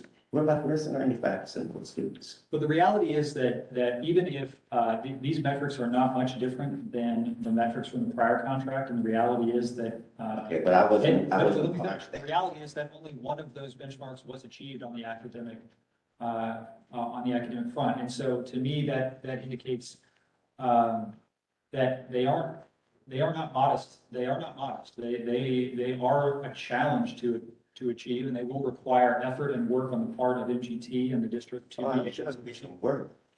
But I'm thinking about the whole student population. How many are left? Absolutely. And we're focused on the entire student population. And you're talking about 95% are left behind. With this being a government? I don't think so. Well, I think so. It looks at growth across a number of categories, and at the end of the day, it is there just is not a metric that unfortunately ties to, it's readily available, that we can tie to a benchmark that is regularly measured and regularly reported in a way that we can reliably count on it. Well, I think you may be aware that some people in the community tried to stop this contract today, and I just found that out last night. I didn't know that. Yeah. Taking place, but I found it out. But I would think that if somebody will argue this point from the courts, they may be concerned more about this contract, because you're leaving a lot of kids behind. Because when we looked at the results that was given to us from the summative test, when you talk about 2.5%, you're talking about 2.5 students out of every 100. You're leaving too many people behind. I see your point about referring to that 5% as a growth metric. I think technically you're right. I'm over efficiency metric by another means. And I totally get you on, if you're only focused on 5% below the bar, you're going to focus here and not all kids. What I initially was trying to establish a growth metric, we looked at how do we use iLearn to do that. And with some help from the folks at DUAB, came to the conclusion that that would not be the appropriate instrument. For a couple of reasons. One, what you just mentioned, that you're only doing close to the bar, then iLearn is a grade level data. So if you're 2 grade levels behind, as we saw with graphs before, and you're being tested on something at grade level, you could grow, you could make up the graph, but that test is not going to measure your growth. That makes sense. So that's why we reverted back to using iRated for what we did in the past, which very specifically does, it's an adaptive test. So if you answer this question correctly, they'll give you a harder question. If you answer it incorrectly, they give you a new question, so they can hone in on where you are. And so we determine that. You're talking about how great it is. Correct. That's why there are other growth measures in here, which I would think are more properly named that are getting at those typical growth and strength growth. So how many kids? And so every kid, not just the 5% below the bar, but every kid is capable of moving up. And I think that's what you're after for growth measure. Might be tripped on the growth, which I agree with that might be a misnomer. It's and proficiency measured by that. Page 37. What is the present graduation rate? Has it been verified yet this year? We had 79%. 79%. It was a 14 percentage point growth from the prior year. That's correct. So it was 65. And so in this contract, if they make a percentage growth, and this is just out of one class, out of the seniors. So I think the expectation is that as it's diminishing the law of diminishing marginal returns. As the higher you go, the harder it gets to get that next percentage point. And we know that this is calibrated around the state average. The state average, I believe, is right around 86, 87%. And so if you look over the 2 years, our expectation is that this would climb towards that. 85. Is it at 85? Okay. And so the goal was to approach that average, and you'll see that the tiers are weighted differently to reflect that. So the first tier is worth less than for other benchmarks, and that's to reflect more of a uniform method. In negotiating this contract, did you consider penalties? We did. Ultimately, we believe the benchmarks function, they're 2 sides of the same coin, function in the same way. And so in reality, what we're talking about is if you look at the whole of the compensation for the contract, that's, MGT would like to be towards the upper echelon of that. To the extent that they are not able to meet these metrics, they won't earn that money. And so they'll come in at a level that's much lower than we're being. Thank you. You're welcome. Are there other questions on the contract? Mr. Chairman, I have a couple of ones. Yeah, please. Excuse me, it's my understanding that Mr. Wright is admitted to care schools close to 100% of the time. Is that correct in that? This contract reflects that Mr. Wright would be engaged on this project full-time for MGT. Obviously, he has some MGT responsibilities, so it doesn't anticipate that 100% of his time is that way, but I think it's articulated as 90% of his time. Is there an expectation for him being on the ground in Gary for a specific amount of time? Yeah, I believe the contract contemplates that half of his time would be present in the district. On time. Mr. Wright lives in Denver, or near Denver, Colorado, I believe. So obviously that his presence every day is a little different. But obviously, you know, having come through the pandemic, I think we've all gotten more comfortable with virtual work and remote work. And, you know, I think we feel confident that that arrangement and engagement will be fruitful. Well, I like the structure that's listed, I don't know what was in page 13 or whatever page it's on. Under section 30 of the contract, key persons. Yeah. It really speaks to, on my interest, and I think this board's interest in putting our foot on the academic accelerator, and my expectation is that this structure will pan results, and then that the folks that are listed here are to work in harmony to make it happen.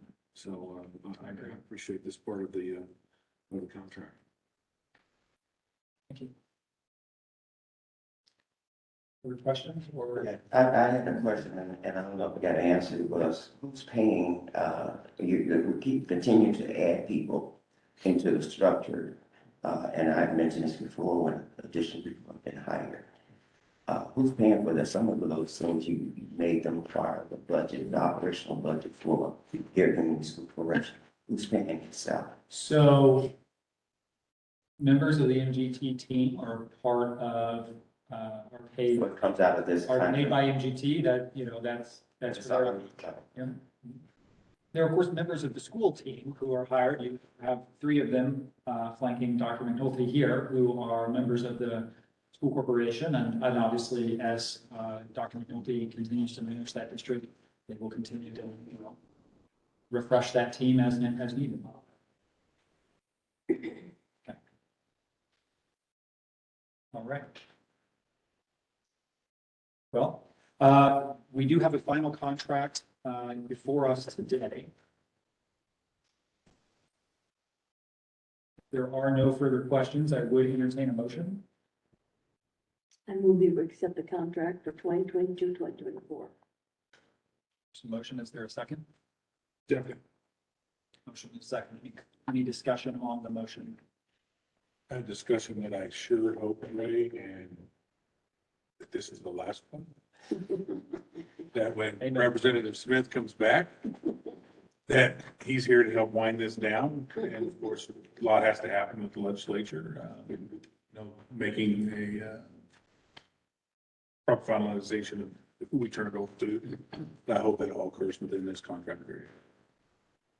I hope this is our last one too. All right, we have a motion and a second. All those in favor say aye. Aye. All those opposed, nay. Motion is adopted. The contract is approved. Mr. Chairman. Who was the second? I did.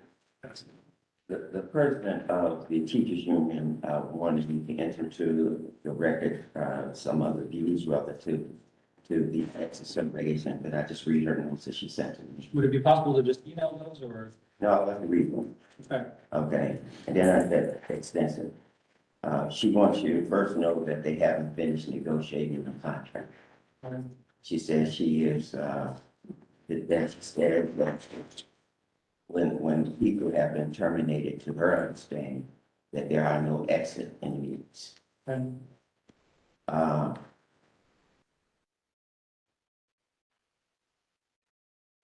my understanding also from her, this means to me that Brandy Raj, who is supposed to be in co-principal, is no longer even at Westside. She's at the risk. So that whole country's response should be further investigated.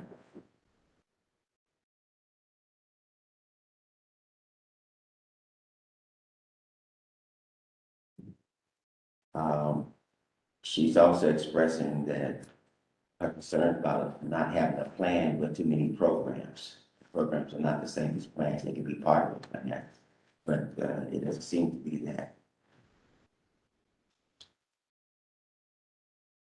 maybe just. She's also, one more point, she's saying she has a concern about mandatory passing of students. That doesn't happen. Mandatory passing on students. Then those graphs are going to get more distorted. You get this mandatory pass. Okay. Well, I was inviting her to provide public comment in the future. I think that's the appropriate. I will text that to her right now. Appreciate it. Thank you. I do want to say before we leave, I had the opportunity to commend Ms. Wolverton, but I don't want to I'd be remiss if I did not also commend the other members of the team beyond MGT. We spent a lot of time talking about MGT and the success that they've had. But that is not the end of the story, and probably is not